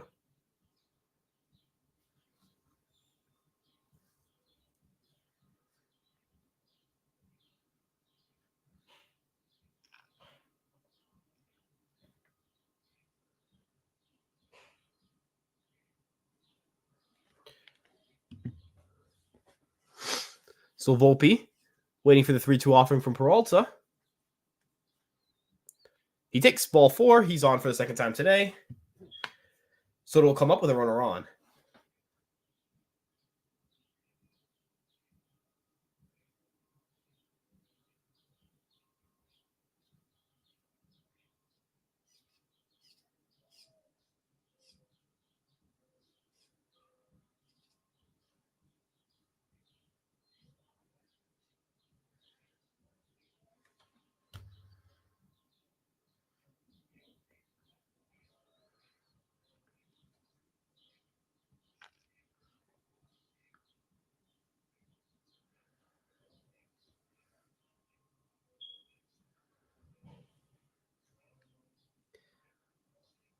Robert Suarez is warming. He is the dominant San Diego Padres closer. Yankees 4 outs away from taking a loss in this series and not completing the sweep. So I imagine that they're going to try to get him. I imagine they'll try to get him in this game soon.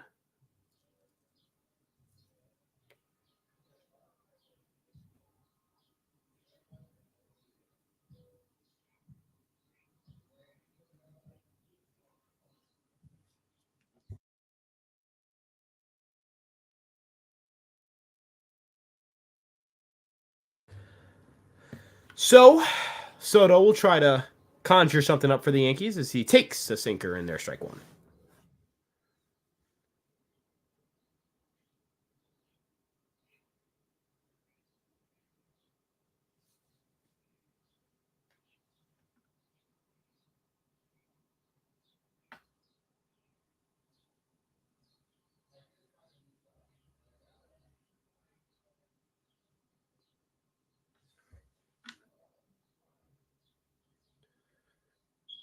Ball taken 1-1.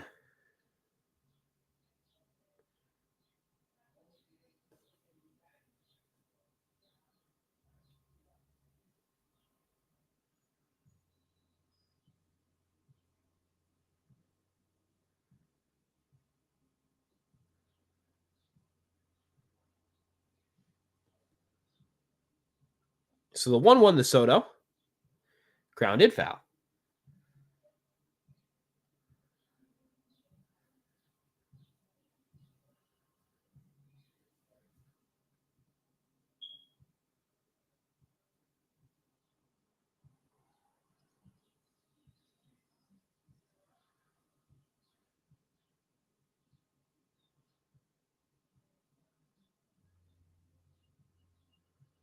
It's 2-2 now to Soto.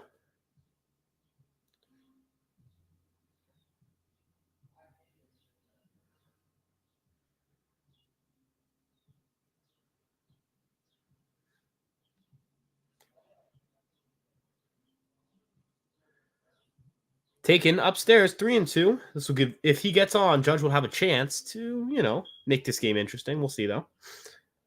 Can the Yankees battle it a little bit?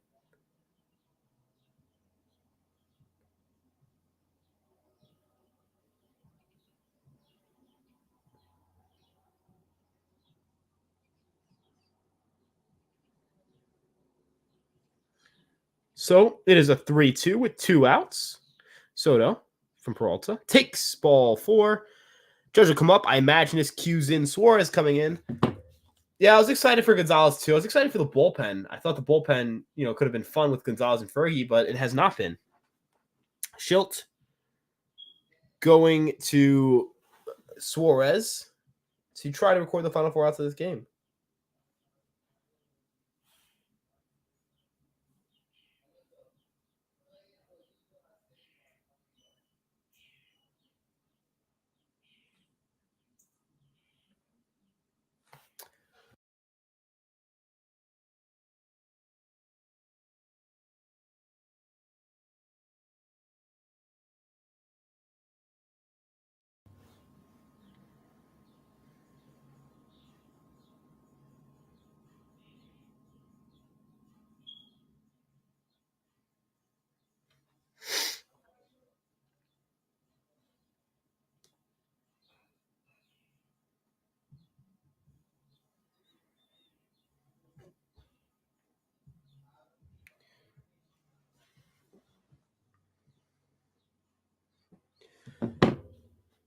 Yeah, I thought he would have been a clear upgrade too. It just hasn't gone that way.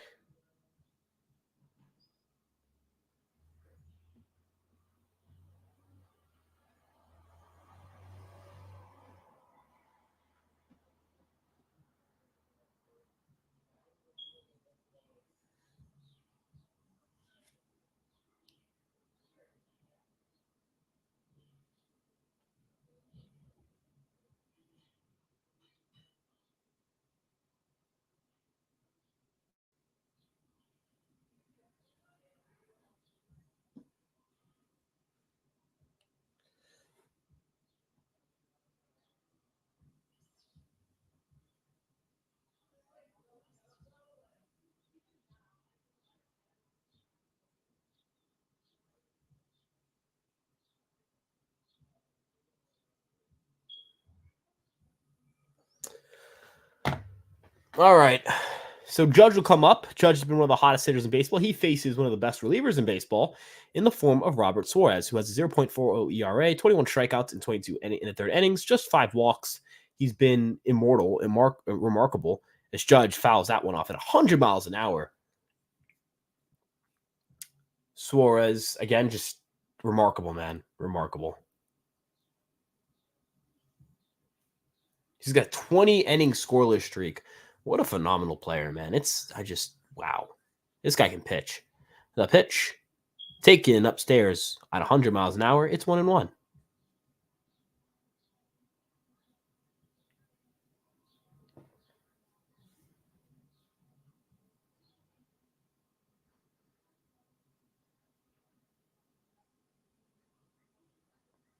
Judge fouls that one off. A sinker at 98. Jesus. It's nothing but gas from Suarez. You're gonna get gas. You know you're gonna get some smoke from him. Dude throws cheddar. A lot of fastballs, a lot of velo, a lot of movement, a lot of soft contact and swings and misses. That's Suarez's game is the pitch. Taking called strike 3. Judge frozen on 99, and he knew it. He knew it.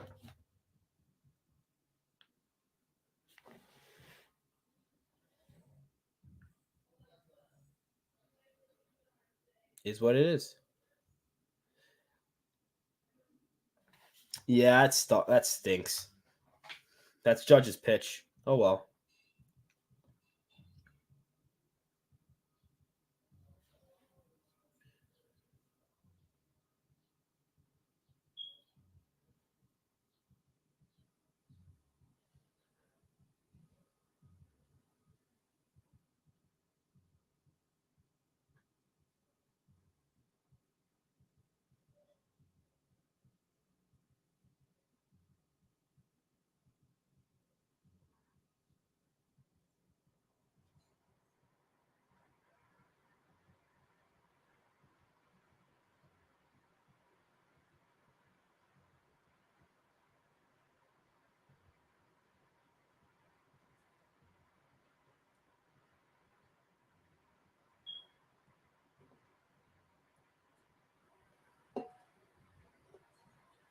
Is what it is, man.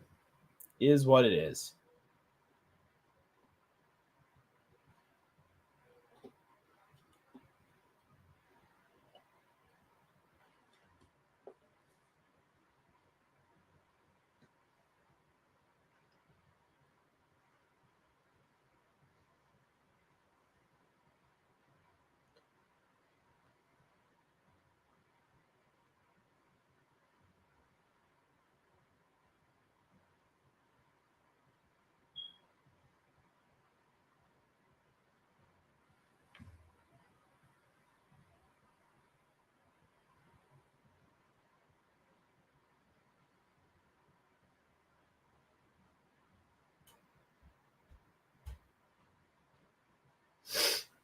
So, Tonkin still in the game, looking to keep things going.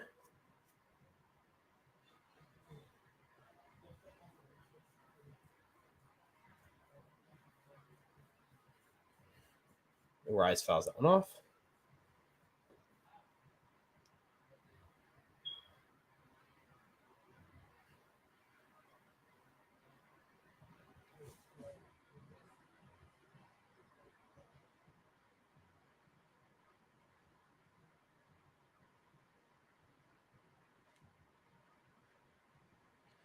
Rise to left, flies out.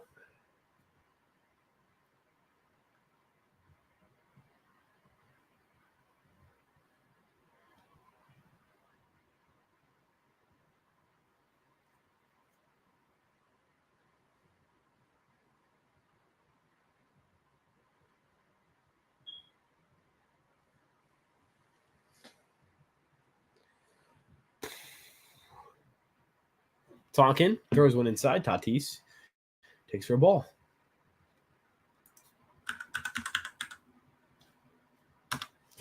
Well, look, life happens. Yankees just didn't get the ball rolling offensively. Life happens. Tonkin gets a ground out from Tatis, 2 away. Just a massive shit happens moment for this team today. They just didn't play good baseball. Shit happens, right? Like literally. It literally is a shit happens kind of game. Not going to hate. Not going to get mad. Nothing to really be mad about. Right? Shit happens. Shit happens, folks. Shit happens.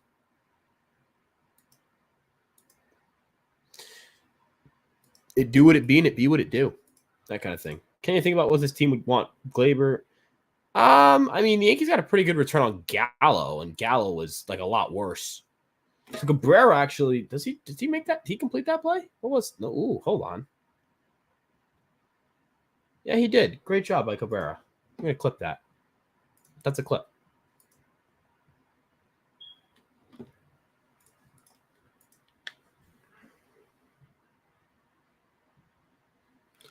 Okay.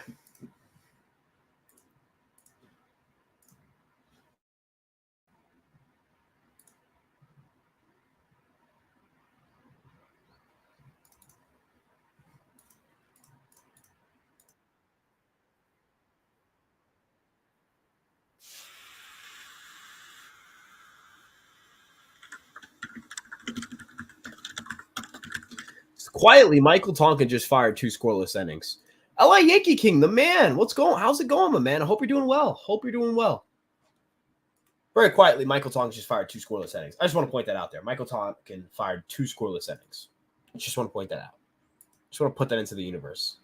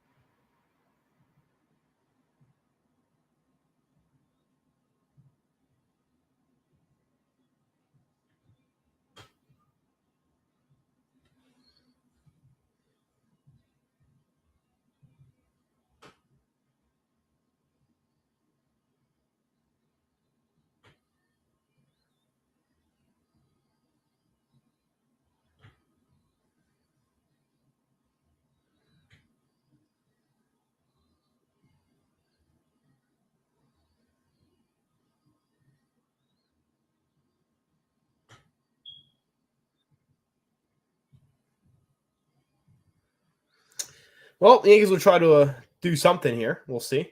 Not going to get pissed. Is what it is. Is what it is, folks. Shit happens kind of game. The shit happens kind of game. Verdugo. Skies one to left. That's deep. Is that going to go? No. Oh, my God. That Azocar just... No, he did not rob that. Verdugo hit a home run? Okay, Verdugo just hit a home run. Good job, Alex Verdugo. Whoop. Let's go. Good job. Good job, Dookie.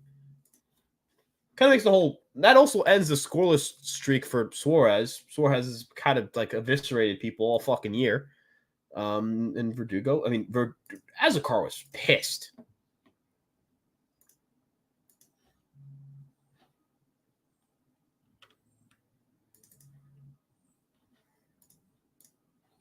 Hold on to your horses, people. It's a 3-run game.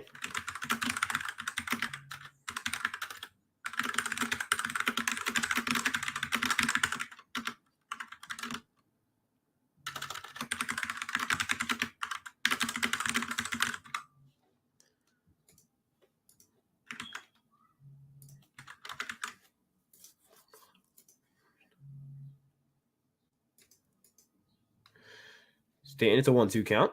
Oh, I mean, a 1-1 count. It was a great attack. I really thought Azocar was going to get that. Just kind of how the game had been going.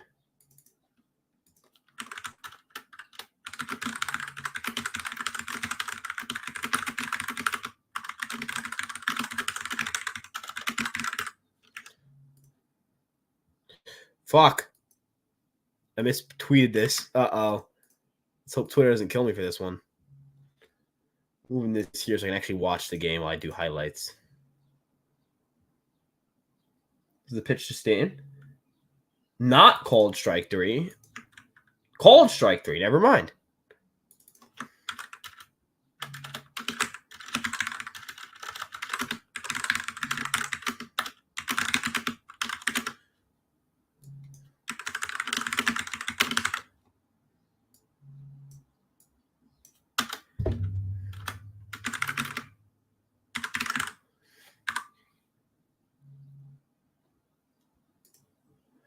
Taking called strike.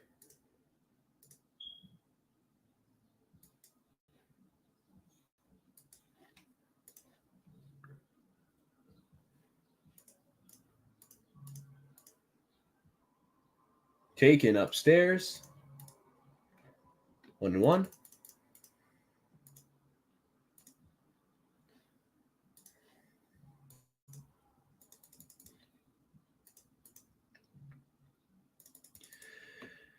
It's a 1-2 count. Just one of those moments, one of those games. Just like, right? Right? Yeah. Shit happens, guys. Taken upstairs. 1 and 2.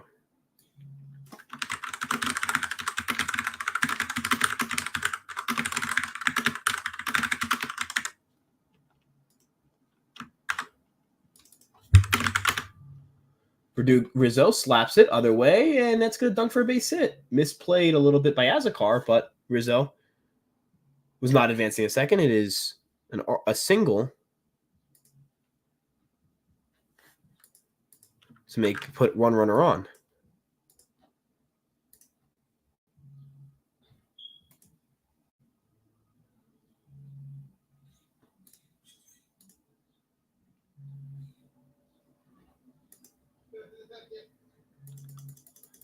Rizzo subbed out. Kevin Smith will come in.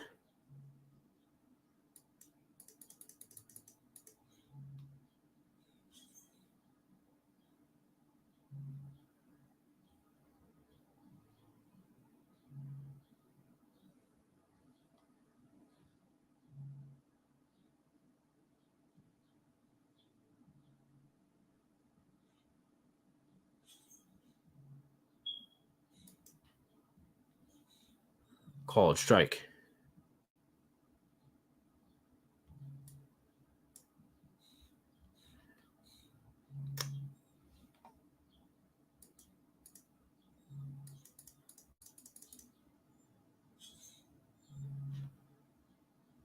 Taken for a ball.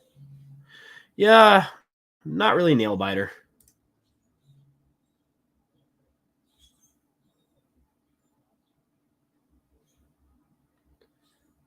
I would never do that lineup. Yeah, no, this lineup could be fun down the future. We'll see how Arias, as Gleyber fouls that one, how Arias continues to develop, and same with Jones. Wells and Ramirez could be a great catching tandem down the road. And, Murakami's interesting. Murakami's really, not that he struggled last year, but he didn't have a great year in 2023. He's off to a pretty good start this year, if I'm not mistaken. A lot of strikeouts, which is a little concerning, but, taken, ball 2. So, Gleyber trying to give the Yankees some life here in the top of the 9th.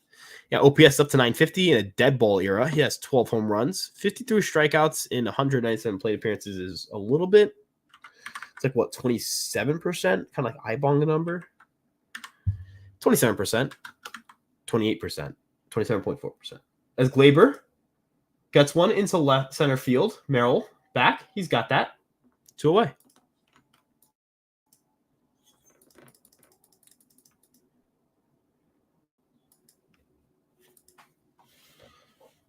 So Trevino will come up here. Yankees down to their final out.